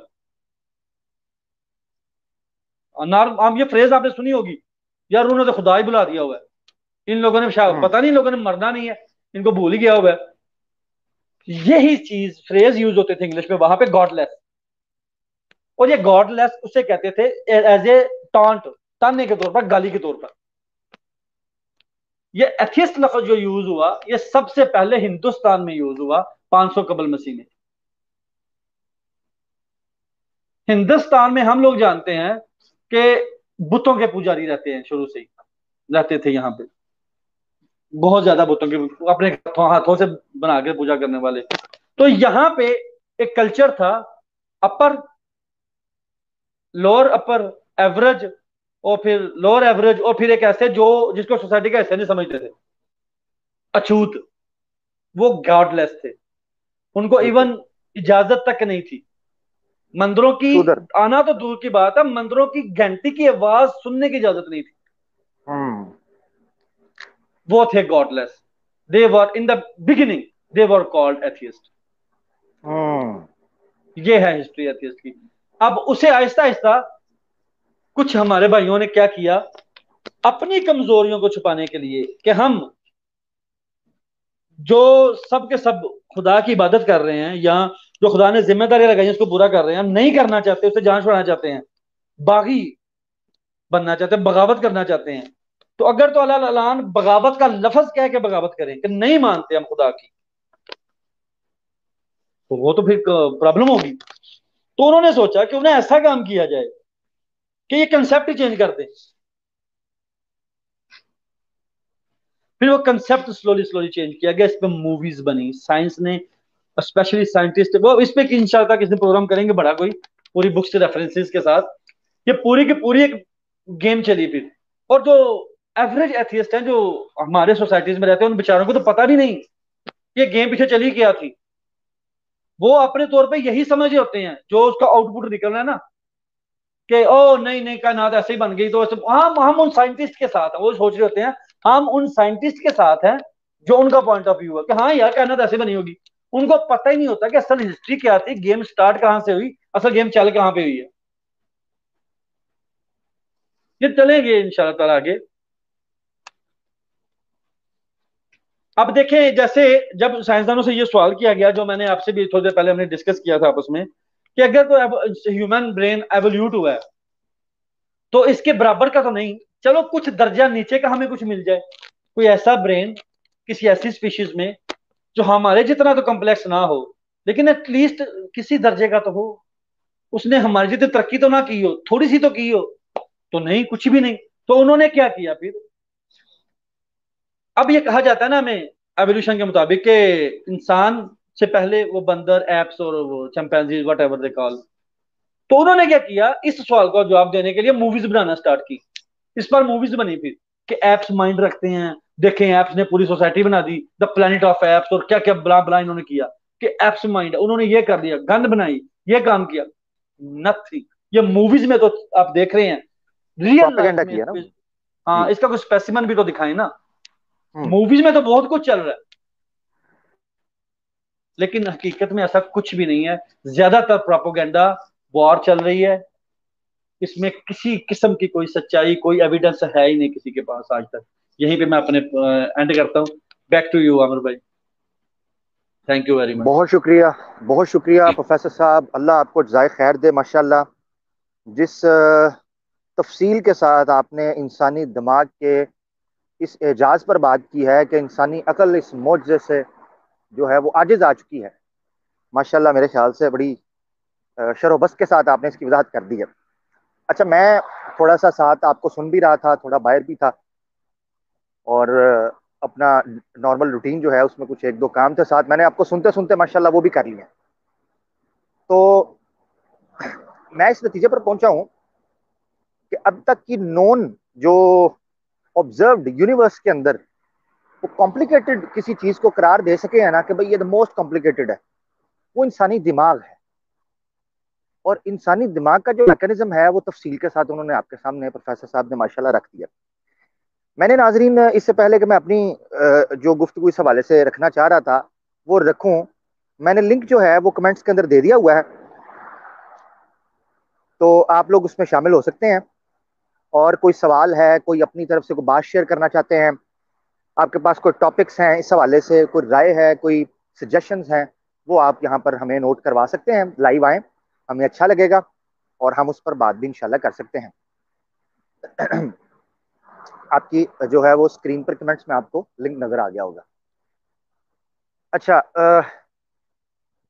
डॉक्टर साहब, ये सवाल इसको हम इंशाल्लाह लेंगे आने वाले दिनों के अंदर भी, कि जो दिल है, कल्ब जो है और दिमाग जो है, यानी हार्ट और जो ब्रेन है, यानी इस कुरान के अंदर बज़ाहिर ये तस्वीर दिया जाता है एथिज्म की तरफ से कि ब्रेन नाम की कोई चीज इस्तेमाल नहीं की गई। कल्ब कहा गया है, कुलूब कहा गया है, सुदूर कहा गया है, सीना, ये अल्फाज इस्तेमाल किए गए हैं। ब्रेन नामी कोई चीज इस्तेमाल ही नहीं की गई। Sorry to disturb you Aamir भाई, कि इसका जी इसका जी सॉरी सॉरी मैंने आपको इंटरप्ट कर रहा हूँ, कि इसका है आंसर पूरा, लेकिन वो बात जी करते करते आपके सवाल मेरे ज़हन से निकल गया था, तो मैंने जी दूसरी तरफ निकल गया। फिर किसी प्रोग्राम में जी इंशाल्लाह इसको ऐसा मुदल्लल जवाब आपको दे देंगे कि जरूर। कुरान कंट्राडिक्ट नहीं कर रहा। कुरान का ठीक। वो उसका मतलब ही कुछ और है, वो कहना ही कुछ और चाह रहा है, हम नहीं इसको समझ हम्म। सके। कुरान में कल्ब का ठीक मतलब सिर्फ दिल नहीं है अरबी जुबान में, वो भी ठीक इंशाल्लाह इस पर ठीक। किसी दिन बात करेंगे। इंशाल्लाह इंशाल्लाह, जरूर जरूर। मैंने इसीलिए इसको टोटली साइड पर रखा। मैंने कहा कि जो देखें, मौजू जब आप किसी सब्जेक्ट को एड्रेस कर रहे होते हैं, उसकी नोयत बहुत इंपॉर्टेंट होती है नाजरीन। बाज औकात एक टॉपिक को जब डिस्कस किया जा रहा होता है तो उसको प्योरली जो है ना वो एक आप ये समझें कि एकेडमिक वे के अंदर सिर्फ डिस्कस किया जा रहा होता है, आर्ग्यूमेंट्स को रखा जा रहा है। बात चीजें होती हैं जिनको आप कंपैरेटिवली एनालिसिस, कंपैरेटिव एनालिसिस होता है, उसको आप प्रेजेंट करते हैं। उसका उसलूब होता है मनाजराना, मुजादिलाना, तो ताकि आप दो आर्ग्यूमेंट्स का आपस में तकाबुल करवाते हैं। वो टोटली डिफरेंट नोयत का प्रोग्राम होता है। तो इंशाल्लाह हम कोशिश करेंगे कि ये जो कल्ब और यानी दिल और दिमाग, इन दोनों के बाबैन जो है वो कुरानिक पॉइंट ऑफ व्यू में एतराज़ खड़ा किया जाता है कि ये साइंस के जो बयान करदा जो उसलूब है उसके खिलाफ है। तो उसको हम लेंगे। अच्छा, हमारे साथ दो कॉलर्स इस वक्त जुड़ चुके हैं। मजीद जो कॉलर्स हैं मैंने लिंक दे दिया, एक बार फिर मैं लिंक देता हूं इससे पहले कि मैं अपने कॉलर्स की तरफ जाऊं।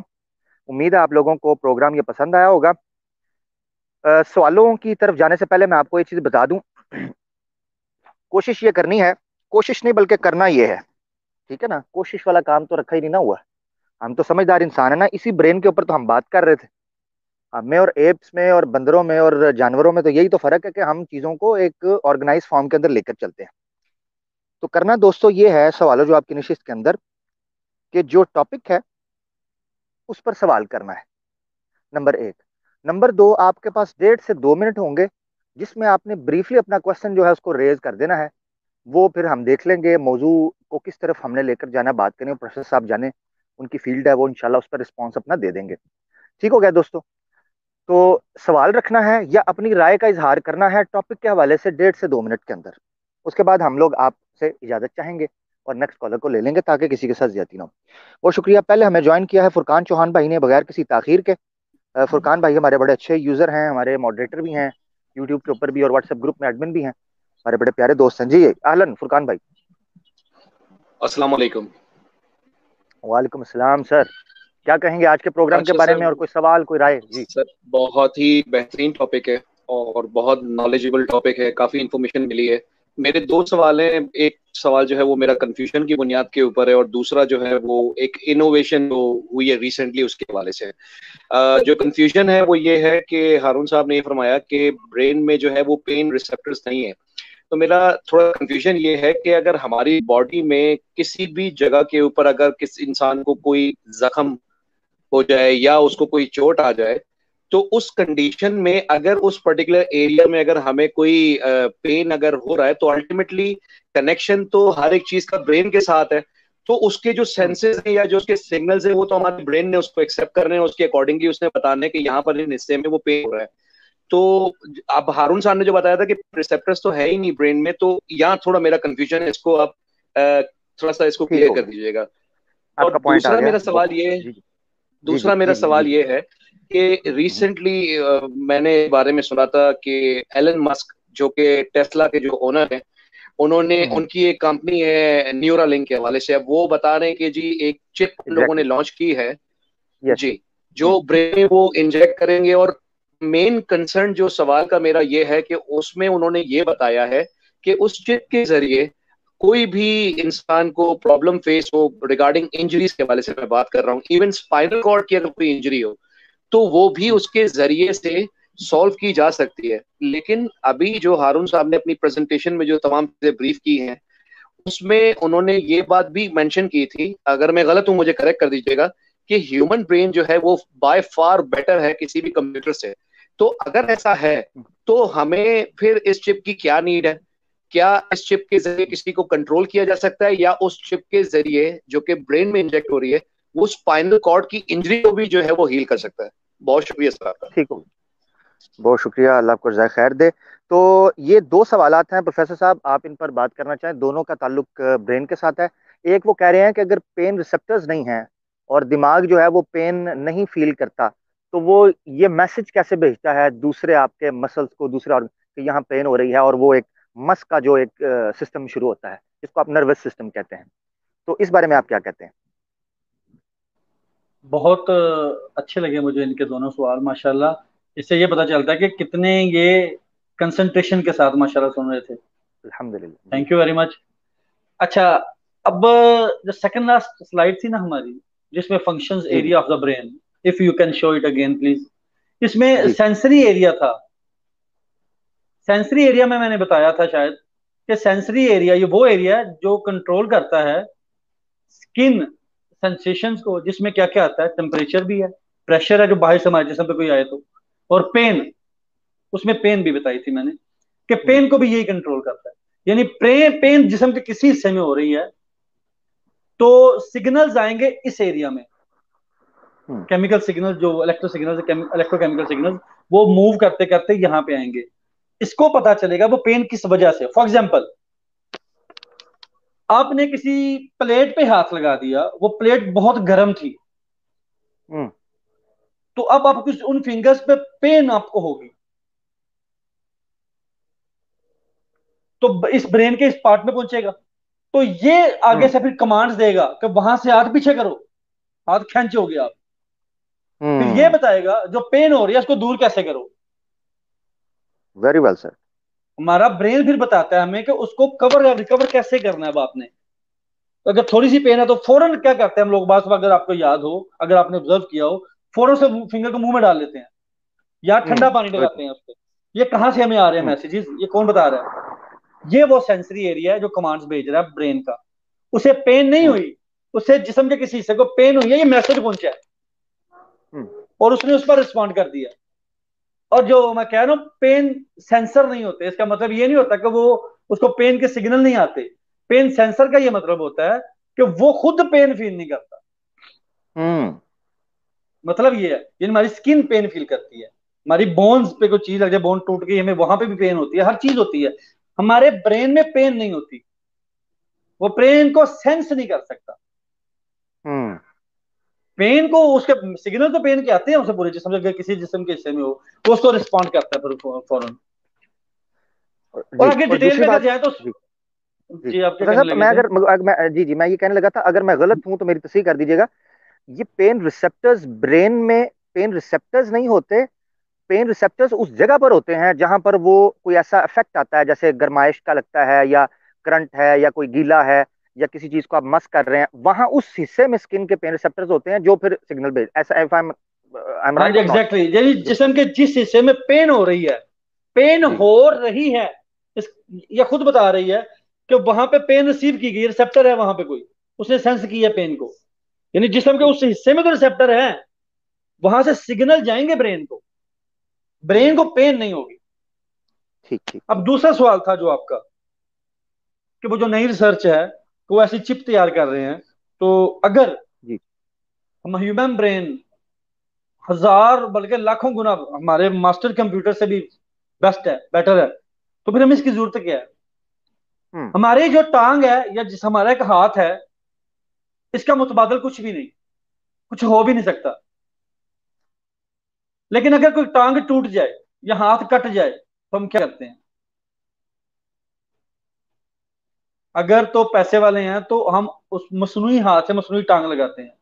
वो उसके तरह काम नहीं कर सकती परफेक्टली कभी भी। लेकिन 100 में से अगर 10% भी कर दे तो ना होने से तो हम कहते हैं चलो यार, ना होने से तो बेहतर है ना, हमारी बैलेंसिंग तो बिल्कुल। टांग ने बना दी ना। हम्म।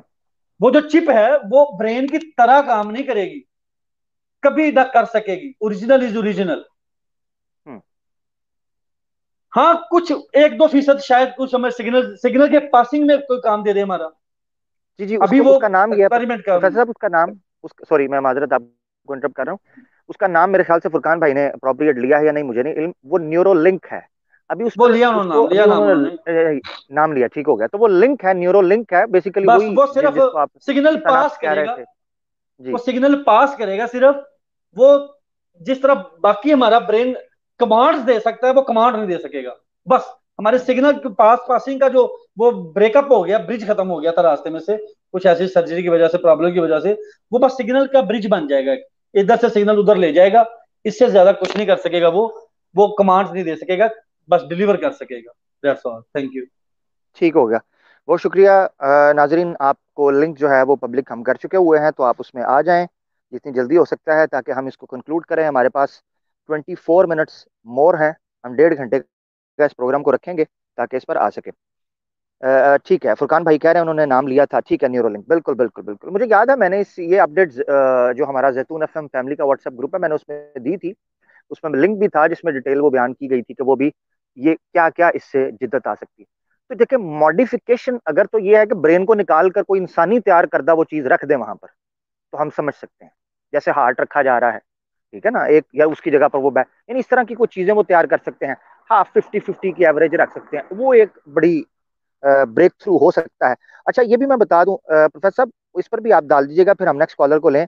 या मेरे ख्याल से मैं अपनी राय दे देता हूँ इस पर, आप अगर देना चाहें तो, या आप कॉलर के बाद ले लीजिएगा। अगर कोई ऐसी चीज इजाद कर भी लेता है, कोई इजाद कर भी लेता है, तो वो अदम से वजूद में लाने के मुतरादिफ नहीं है। खालिक जो है, खालिक हकीकी मानों के अंदर जो अल्लाह ताला ने कहा है, या फातिर कहा है, वो या अल बदी उस समावात, जिसे बदी कहते हैं, वो कहा है चीजों को अदम से, यानी चीजों का जो नॉन एग्जिस्टेंस है, फ्रॉम नथिंग, वो लेकर आता है चीजों को, ठीक है, मैं इसका फ्रॉम जवाब नथिंग। जी मैं इसका जवाब आमिर भाई इतने में देता हूँ, आप समझ जाओगे इंशाल्लाह। सब इंटेलिजेंट बैठे हुए हैं। जी जो वो चिप बना रहा है वो उसके कैसे बना रहा है, उसके कहाँ, किसने उसको बताया? जी जी, ठीक ठीक, वही बिल्कुल ब्रेन है, एग्जैक्टली। वही ब्रेन वही है ब्रेन है, उसको सैंपल, यस, यही मैं कहना जो चाह रहा उसे कमांड दे रहा है कि इसको ऐसे कर लो, इसको ऐसे कर लो। था। वो या ब्रेन तो उसी उसने कनेक्ट। हम हम्म। वो उसने चीज जो जी। बना दी। और दूसरी बात जो आप कह रहे हैं ना, एक चीज होती है कि इंसान ने बहुत सारी चीजें तख्लीक की हैं, हम्म। लेकिन प्रॉब्लम यह है कि इंसान ने जितनी भी चीजें तख्लीक की हैं वो सारे के सारे अल्लाह के बनाए हुए, कुदरत में रखे हुए कवानीन को इस्तेमाल करके की हैं। अपने हम्म। ब्रेन को यूज किए बगैर बनाओ कोई चीज। हम्म। बिल्कुल ये ठीक हो ब्रेन तो गया। आपने नहीं ना बनाया। हम्म। जो चीजें आपको बिल्ट इन मिली हैं उनको ना यूज करो, फिर कोई चीज बना के दिखाओ, तख्लीक करके दिखाओ, कुछ भी नहीं कर सकते। कुदरत के ठीक हो गया। कवानीन को, कुदरत के हम्म। फार्मूले जो हैं उनको यूज किए बगैर कोई चीज बना के दिखाओ, कुछ भी नहीं कर अल्लाह, सकते। इसीलिए कुरान ने एक टर्म इस्तेमाल की है, मिन दूनिल्लाह। यानी जब अल्लाह ने कहा है ना कि इनको चैलेंज किया है अल्लाह ने, कि अगर आप कोई चीज बना के ले सकते हो, अफमन यखलुकु कमन ला यखलुक, क्या खालिक और मखलूक बराबर हो सकते हैं? तो अल्लाह ने कहा जाओ, मैं तुम्हें चैलेंज, तहद्दी देता हूँ, चैलेंज देता हूँ कि जाओ मिन दूनिल्लाह, अपने तमाम अंदादन अंदादन मिन दूनिल्लाह, जितने तुम्हारे शरीक हैं सबको इकट्ठा करके, अल्लाह की दी हुई जो ये जो एक मैटर अल्लाह ने तैयार किया हुआ है, अदम से वजूद में आया है, इससे बाहर निकल कर कोई चीज बनाकर दिखा दो, तो हम मान जाएंगे कि तुम्हारे पास कोई तख्लीक की और खलकियत की ताकत या सिफ्त है। बहुत शुक्रिया जी। नेक्स्ट कॉलर को हम लेते हैं, हमारे साथ इलियास राव भाई हैं। इलियास राव भाई, अहलन, क्या कहना चाहते हैं प्रोग्राम के हवाले से, टॉपिक पर सवाल, कोई प्रोफेसर साहब से बात? जी। अस्सलाम वालेकुम। माशाल्लाह से प्रोग्राम बहुत अच्छा वालेकुम हुआ। सलाम। एक चीज जज़ाकल्लाह। मेरे अपने तजर्बे में आई है। एक एक दफा मेरे अपने साथ हो गया था ऐसे कि कोई चीज फील नहीं होती थी। इवन कोई चीज ओ। सुई लग जाती या कोई ऐसा। और ये रहा है 4 साल तक मुसलसल। ओहो हैं, हो। एक एक्सीडेंट था जिसकी वजह से हुआ था।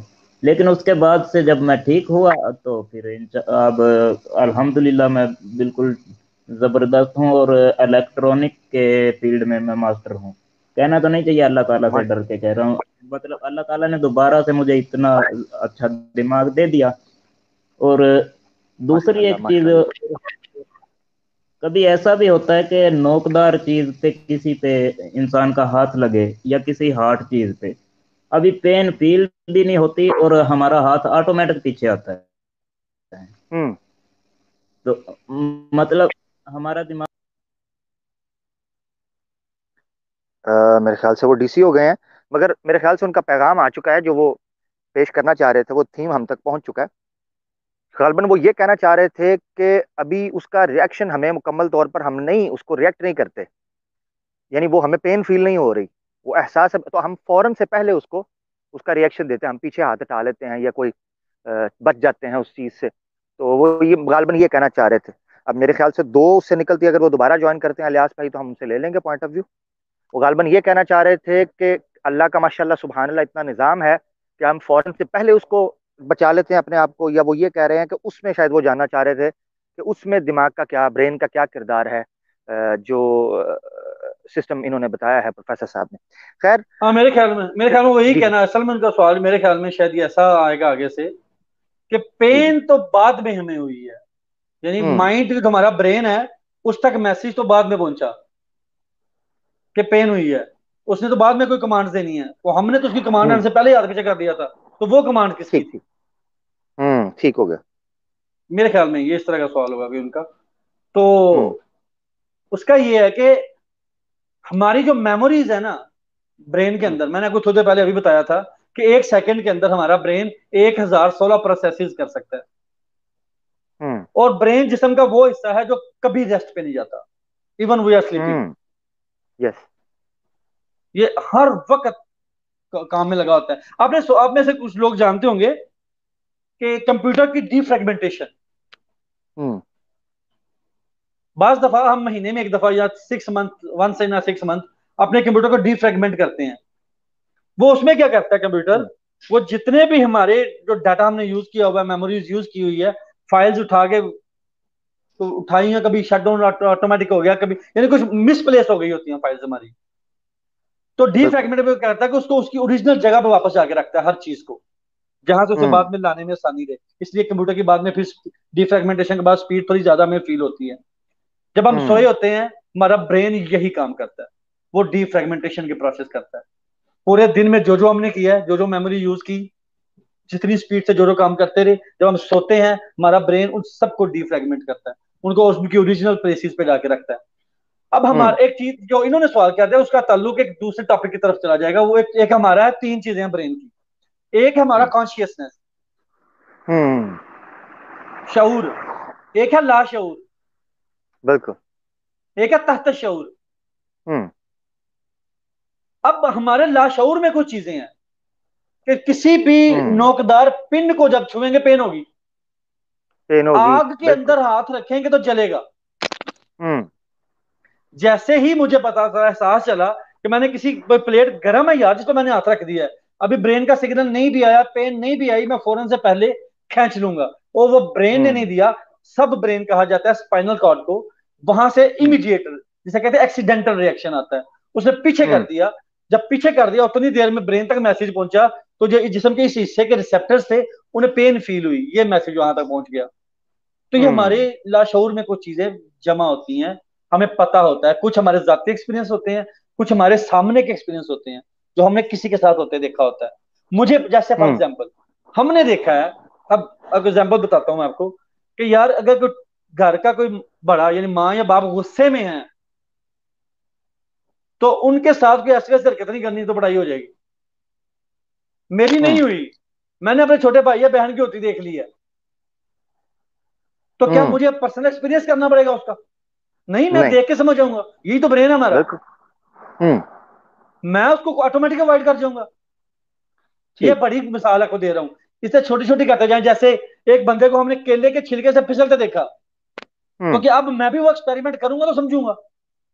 हाँ, लो आज फिर फिसलना पैना जे, और जिस तरह वो लतीफा है। ये- जी। हाँ, तो अब मैंने देखा एक गरम प्लेट को किसी ने पकड़ा, हाल जला। हम्म। तो अब जानबूझकर पहले मैं भी पकड़ के देखूंगा चलता है, या मैं उसी हम्म। से सीख जाऊंगा। ठीक हो गया। ये सब मेमोरीज हमारे लाशोर में आ जाती हैं, तो वो सडन ठीक। रिएक्ट कर जाता है। जैसे प्रोफेसर साहब, इसमें मैं एक और मिसाल देना चाहूंगा। जैसे हमारी घर की जो खवातीन होती हैं, वो जब किचन में जाकर चूल्हे को जला रही होती हैं, तो वो जो स्पार्कल, वो जो उसको स्पार्क करते हैं उससे, या वो माचिस की तीली से या लाइटर जिससे भी वो जला रही हैं, तो वो आपने देखा होगा कि वो जलने से पहले 3-4 बार हाथ को ऐसे पीछे कर रही होती हैं। ठीक है। हम्म। यानी वो बचा, अपने हाथ को बचाती हैं। अभी लगती नहीं आग, मगर वो हाथ को बचाती हैं, 3-4 बार बचाती हैं, फिर जब लग जाती है तो फिर भी बचा। यानी वो एक मेमोरी है। जिस तरह आपने कहा कि वो लाशऊर के अंदर एक चीज फीड हो चुकी हुई है कि इसका ये रिएक्शन होता रहा है और ये होगा। ठीक है। होगा, तो उससे, एग्जैक्टली। हाँ, उससे एक एहतियाती, जिसे आप कह सकते हैं कि एक प्रिकॉशन हो जाता है, इसे इसे हम उर्दू प्रिकॉशनरी में कहते रिएक्शन हैं, होता है। इसे हम करते हैं उर्दू में जी। लाशऊरी अमल है ये। यानी हाँ हाँ हाँ। लाशऊरी रिएक्शन होता है, ये हमारे शऊर में नहीं यानी होता वो। इंटेंट, बिल्कुल बिल्कुल, यानी इसको इरादी तौर पर या प्रॉपरली जो आपका जहन है उसको गैदर करके, सेंसेस को आप प्लान करके नहीं करते। मैं इसकी वो कई दफा, माइंड ब्रेन तक एक दो पहुंचने में दफा तो मैंने, बाद में पहुंचता है, ब्रेन में बाद में पहुंचता है जी वो। जी जी, बिल्कुल बिल्कुल, इसका कई दफा मैंने एक्सपीरियंस इस तरह भी किया है कि आप ड्राइव कर रहे हैं ना गाड़ी, तो आप जिन रस्तों से डेली रूटीन में गुजरते हैं, आपके घर की गली है, या आप जिस मार्केट में जाते हैं ग्रोसरी के लिए, जिन एरियाज में आप घूमते हैं नॉर्मली रूटीन में, तो आप वहाँ ड्राइविंग करना जो है बकायदा पूरा एक सिस्टम है। आपने ब्रेक है, और रेस एक्सीलेटर है, फिर गियर है, स्टेयरिंग है, आपने मिरर्स देखने हैं, और फिर पूरी रूटीन में आपने चल रहे हैं कि अपने ट्रैक के ऊपर। अब जो आपका जो माइंड है, आपके लाशऊर में वो पूरे का पूरा मैप फीड हो चुका हुआ है। अब आप बाज़ औक़ात ये देखा है कि मैं ड्राइव कर रहा होता हूँ तो मेरा दिमाग कुछ और सोच रहा है। ठीक है। मगर मैं वो पूरी रूटीन में टर्न भी ले रहा हूँ, सिग्नल पे रुक भी रहा हूँ, ब्रेक भी लगा रहा हूँ। अच्छा, और फिर मैं यू टर्न वगैरह, ये पूरी चीजें घर के इर्द गिर्द के जो है, वो पूरी चीजें मैं उसी तरीके से कर रहा होता हूँ, और मुझे पता भी नहीं चल रहा होता। और वो करते करते मैं घर जाके जैसे पार्क करता हूँ तो मुझे याद, अच्छा मैं घर पहुंच गया हूँ, मतलब दिमाग कहीं और सोच रहा हूँ। तो ये आपके जहन के अंदर एक चीज फीड हो जाती है। बाज़ औक़ात आपका दिमाग को हाजिर करने की जरूरत नहीं पड़ती उन चीजों को करने के लिए, तो डेली रूटीन में आ जाती हैं। इलियास राव साहब दोबारा ज्वाइन किया है, इनसे ले लेते हैं, इनकी बात मुकम्मल करते हैं। हमारे पास 13 मिनट और बाकी हैं, 12 मिनट रह गए हैं जी। तो कोई दोस्त साहब आप ज्वाइन करना चाहते हैं कॉल, क्वेश्चन के हवाले से वो आ सकते हैं जी। इलियास भाई बात मुकम्मल कर लीजिए, आप कट गए थे। सॉरी, वो कट गया था उस वक्त। और दूसरा ये है कि जब ब्लड प्रेशर ज्यादा होता है तो इंसान को गुस्सा आता है। हालांकि ब्लड हम्म। प्रेशर का ताल्लुक तो दिमाग की बजाय दिल से होता है। हम्म। और इसके अलावा जब बंदा ख्वाब देखता है, वो भी आंख से तो नहीं देखता, या हम्म। दिमाग से देखता है या दिल से देखता है, इन दो में से किसी एक से देखता होगा। और एक दफा एक इथिस्ट के साथ मेरा मुकालमा हुआ था। मुझे ज्यादा इंग्लिश तो नहीं आई थी, लेकिन टूटी फूटी मैंने उसके साथ गुजारा कर लिया था। वो ऑटोमेटिक ऑटोमेटिक पे ही लगा हुआ था। उसको मैंने कहा कि भाई ज्यादा मैं ये नहीं जानता, अब ये मुझे बताओ कि एक औरत है, तो उसके जब वो डिलीवरी के बाद जब वो बच्चा पैदा करती, उसके बाद उसके सीने में दूध आता है, उससे पहले क्यों नहीं हम्म। आता? हालांकि वो वही खुराक थी, वही औरत है। अब ठीक हो गया। वो बच्चा, उसका बच्चा जो दुनिया में आया है, तो अल्लाह ताला ने उसके लिए उसकी ग़िज़ा भेजी है। इससे पहले नहीं थी, एक ठीक। दिन पहले भी नहीं थी। ठीक। तो कहने लगा बहुत हाँ शुक्रिया। ये सोचने के काबिल है। ठीक हो गया, बहुत शुक्रिया, जजाकल्ला। अपना ख्याल रखिएगा। आपने, thank you for joining us. Professor साहब आप इस पर कुछ कहना चाहते हैं, वो जो उन्होंने बात रखी है उस पर अगर आप कुछ कह सकें तो। जी, अब ये जो मैंने फंक्शंस वाली स्लाइड थी ना, उसमें अगर आप गौर करें, तो जो ब्रेन जी। हमारे का नीचे वाला हिस्सा होता है ना, जो हमारे ब्रेन को स्टेम कह रहे हैं, उसकी ब्रेन स्टेम, जो उसको ब्रेन को स्पाइनल कॉर्ड की तरफ लेकर जाती है, ब्रेन स्टेम। तो उसके फंक्शंस में है यार, कॉन्शियस, ब्रीथिंग और हार्ट रेट। हम्म। हमारी जो दिल की धड़कन है, इसको ये ब्रेन स्टेम कंट्रोल करती है। ब्लड प्रेशर हम्म। को हमारा दिल कंट्रोल नहीं करता। दिल को कौन कहता है कि धड़को, और इस स्पीड से हम्म। धड़को? हमारी आंखों ने कुछ देखा सामने, हमारी आंखों ने सामने देखा शेर है, हमें अपनी मौत की सामने नजर आना शुरू हो गई। वो सिग्नल पहुंचा ब्रेन में, अब वो सब इमरजेंसी सिचुएशन में आ गई चीजें सारी। ब्रेन की ने मैसेजेस सिग्नलिंग की तमाम बॉडी पार्ट्स को एक्टिव होने के लिए, सब के सब एकदम एक्टिव हो गए। हार्ट की तरफ भी जब मैसेज गया, हार्ट हमारी हार्ट रेट बढ़ना शुरू हो गया हमारी। मैंने अब आपको बताया था मैंने कि वॉलंटरी एक्शंस होते हैं हमारी बॉडी में कुछ, वो भी हमारा ब्रेन कंट्रोल करता है। वॉलंटरी एक्शन में मैंने मिसाल स्पेशली दी थी, शायद आप उस वक्त तक अभी नहीं थे ज्वाइन किया आपने, कि जो वॉलंटरी एक्शंस होते हैं ये हमारे जिस्म के अंदर जितने भी बॉडी पार्ट्स हैं, जितनी भी फैक्ट्रीज हैं, ये हम जाग रहे हो या सो रहे हो, वो सारे काम कर रहे होते हैं। हमारे लंग्स हैं, हमारे हमारा लीवर है, किडनीज हैं, यूरिनल सिस्टम है, हमारा हार्ट रेट है, हमारा हार्ट है, ये पंपिंग जो सारी, ये सारे के सारे वॉलंटरी एक्शंस हैं। ये सब कुछ ब्रेन ही कंट्रोल करता है। और ब्रेन जब देखता है कुछ, उसके मुताबिक उसको कंट्रोल करता है। अगर कोई खुश आए, सिर्फ दुख में या गुस्से में नहीं, खुशी में भी बार दफा हार्ट रेट बढ़ जाता है, भागने से हार्ट रेट बढ़ता है। ये मुख्तलिफ चीजें होती हैं, लेकिन कंट्रोल बहरहाल ब्रेन ही कर रहा होता है। ठीक हो गया, जबरदस्त, बहुत शुक्रिया। नाजरीन कोशिश किया करें कि कमेंट्स के अंदर कोई काम की बात हो तो वो किया करें। कमेंट्स ज़्यादातर आपके दिमाग की, आपकी तरबियत की, आपकी तालीम की अक्कासी कर रहे होते हैं। तो कोशिश किया करें जब हम लोग यहाँ इतनी मेहनत के साथ जब बैठते हैं बात करने के लिए, उसकी तरफ तवज्जो नहीं चाहिए। जो लोग कमेंट्स के अंदर उलझते हैं या टॉपिक पर बात नहीं कर रहे, इररेलेवेंट बात करते हैं, हकीकत यह है कि वो अपनी अजीबो गरीब सी एक शक्ल और सूरत पेश कर रहे होते हैं, जो कि कम से कम मेरे लिए तो बड़ी एक अजीबो गरीब सूरत हाल बन जाती है। तो कम से कम डिफरेंशिएट करें, जाहिल में और आलिम में फ़र्क समझें, और कोशिश करें। अल्लाह ताला ने कुरान नबी पाक सल्लल्लाहु अलैहि वसल्लम की मुसद्दरक हाकिम में हदीस है, मैं काफ़ी दफ़ा सुनाता हूँ कि अल्लाह के रसूल पाक सल्लल्लाहु अलैहि वसल्लम ने फरमाया, मिन हुस्निल इस्लामिल मरई तरकुहु मा ला यानी, ला यानी और फजूल चीज़ों से पीछे हट जाना और वो चीज़ें करना जिससे कोई प्रोडक्टिव फ़ायदा हो सके, ठीक है, को प्रोग्रेसिव अप्रोच हो, वो चीज़ें करने का कहा गया है। ये खूबसूरती होती है। अगर हम लोग इतनी मेहनत करने के बाद भी अपने सुनने वालों में ये तरबियत का जज्बा ना पैदा कर सकें कि ला यानी और फजूलियात और लगवियात से अपने आप को दूर रखना है, इस किस्म की सोहबतों और लोगों से भी दूर रखना है, तो फिर हमारा फ़ायदा नहीं गुफ्तगू करने का और आपसे इंटरेक्शन करने का। और वो लोग फिर जो बड़े हमारे करीबी हैं, जब वो लोग इन चीज़ों के अंदर, तो बड़ी एक उलझन सी और बड़ी कोफ्त होती है कि यार इसका मतलब है कि कोई फ़ायदा नहीं फिर हासिल हो रहा ना, अगर आप इन चीज़ें नहीं कर रहे। तो खुदारा अपनी अकल को इस्तेमाल, अपने ब्रेन को, जिसके ऊपर हम बात कर रहे हैं आज, प्रोफेसर साहब ने माशाल्लाह काफ़ी फ्रूटफुल गुफ्तगू की है, इसकी तरफ तवज्जो करें। और मैं बड़ी दफ़ा इस चीज़ को कह चुका हुआ हूँ कि रेलिवेंट चीज़ों से अपने आप को दूर रखें, ना घुसाएं इनके अंदर चीज़ों, कोई फ़ायदा नहीं आपको। बहुत शुक्रिया, अल्लाह आपको जाए खैर दे। और कोई कॉलर नहीं है हमारे पास, 8 मिनट बाकी हैं, बल्कि 7 मिनट हैं। प्रोफेसर साहब, आप कोई कंक्लूडिंग अपना आर्ग्यूमेंट पेश करना चाहते हैं वो करें, और ये भी बता दीजिए कि आप अगले प्रोग्राम में क्या पेश करने वाले हैं, अगर आपका प्लान है, वगरना हम इंशाल्लाह ग्रुप के अंदर शेयर कर देंगे और राय भी ले लेंगे। और इसके अलावा कोई आप आज के मौजू के हवाले से, अपने आगे के प्लान्स के हवाले से बताना चाहते हैं? वीकली वेडनेसडे को हमारी ये इंटरेक्शन होती है, इस हवाले से भी बता दें, फिर मैं अपना भी ऐलान करूंगा और हम इख्तिताम की तरफ चलेंगे। जी प्रोफेसर साहब। मैं बस यही कहना चाहूंगा कि जो अल्लाह ताला ने हमें बहुत सारी नेमतें दी हैं, जिस तरह आज सारे के सारे साइंसदान हमने देखा तो मुतअद्दिद, ज्यादातर साइंसदान अक्सरियत उनकी बेबस हैं ह्यूमन ब्रेन की। जब जैसे जैसे उसकी रिसर्च करते जा रहे हैं, उनकी बेबसी खुलती जा रही है। हम्म। तो हमें अल्लाह का शुक्र अदा करना चाहिए। हम आज जो कुछ भी हैं, जहां जहां पे हम तरक्की कर गए हैं, अगर कोई खुदा का इनकार भी कर रहा है ना, इसी ब्रेन को यूज करके कर रहा है जो उसे खुदा ने दिया है। और जो खुदा के हक में दलाइल दे रहा है, वो भी उसी ब्रेन को यूज कर रहा है जो खुदा ने दिया है। उसने खुद नहीं बनाया, खुदा ने ही उसे ब्रेन दिया हुआ है।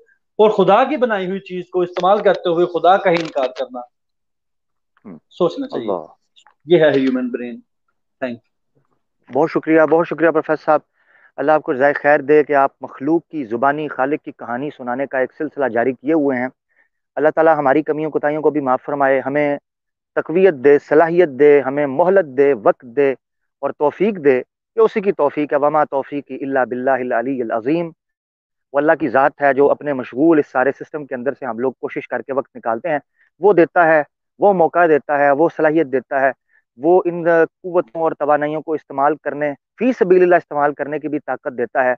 मगर ना हम देखते हैं कि लोग इन्हीं सलाहियतों को अल्लाह के इनकार और खालिक के मुनकर बनने में इस्तेमाल कर रहे हैं। तो अल्लाह ताला का हम शुक्र अदा करते हैं अल्हम्दुलिल्लाह कि उसने अपनी तलाश में, अपनी जस्तजू में, अपनी खोज में हम लोगों को लगा दिया। और कल क़यामत का दिन होगा तो आपके जितने उज़र हैं, जितने नकायस हैं, जितनी कमज़ोरियां हैं, वो इंशाल्लाह देखना अल्लाह की ज़ात इन चीज़ों में से कवर कर देगी। अच्छा, इसके अलावा जो मैं बात करने लगा था वो ये है, अल्लाह ताला कुरान में फरमाते हैं, औज़ु बिल्लाहि मिनश शैतानिर रजीम, बिस्मिल्लाहिर रहमानिर रहीम, इन्न समा वल बसरा वल फुआदा कुल्लु उलाइका काना अनहु मसऊला।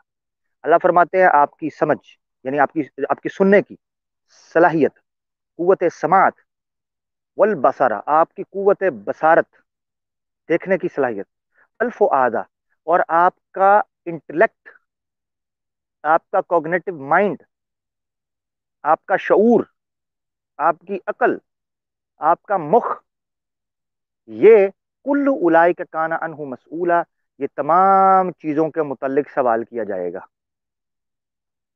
अब इससे ये जो चीज कशीद होती है वो ये होती है कि ये जो तमाम नेमतें और सलाहियतें इंसानी जिस्म के अंदर अल्लाह ताला ने रखी हैं, इनके बारे में आपसे पूछा जाएगा। और फिर इन तीन चीजों को ही क्यों रखा? क्योंकि जो दूसरे ऑर्गन्स हैं वो आपको सरवाइव करने में मदद देते हैं, ये भी सरवाइव करने में मदद देते हैं, मगर सरवाइव करने के साथ साथ ये आपको ये सलाहियत भी देते हैं कि आपके खारिज में जो दुनिया चलती फिरती नजर आ रही है, जो गर्दिश लैलो नहार है, तगय्युर ज़मान है, तो ये सारी चीजें आपको क्या इल्म फराहम कर रही हैं, ये हासिल करने के लिए आपके पास ये तीन बुनियादी सलाहियतें मौजूद हैं। कुव्वत समात है, सुनने की सलाहियत है, देखने की सलाहियत है, और सुन और देख कर जो चीजें आपके पास एक डाटा इकट्ठा होता है, आपके पास जो कज़ाया इकट्ठे होते हैं, पोस्टुलेट्स इकट्ठे होते हैं, उनको फिर एनालिसिस करके एक अच्छी जगह पर पहुंचना। अब एक एथियस्ट जो है वो इन्हीं चीजों को इस्तेमाल करके इस नतीजे पर पहुंचता है कि अल्लाह का इनकार कर देता है, और एक मोमिन को अल्लाह ये सलाही देता है कि इन्हीं इर्द गिर्द के वो सारी चीज़ों से इस्तदलाल करके, इस्तेंबात करके, हसर करके इस नतीजे पर पहुंचता है कि कोई ना कोई खालिक है। तो आप देख लें आपने क्या फैसला करना है। क्या आपने खालिक का इनकार करना है? क्या खालिक का इनकार करना मुमकिन है? क्या नज़्म कायनात और नज़्म खल्क जो आपको दिखाई दे रहा है, क्या ये आपको जुर्रत देता है कि आप किसी खालिक का इनकार कर सकें? हमारे साथ जुड़े रहिए। खालिक की कहानी, मखलूक की ज़ुबानी, ये सीरीज़ एवरी वेडनेसडे वीकली हम आपके सामने किसी नई चीज़ के साथ पेश किया करेंगे। ईमानिल्लाह, अस्सलामु अलैकुम।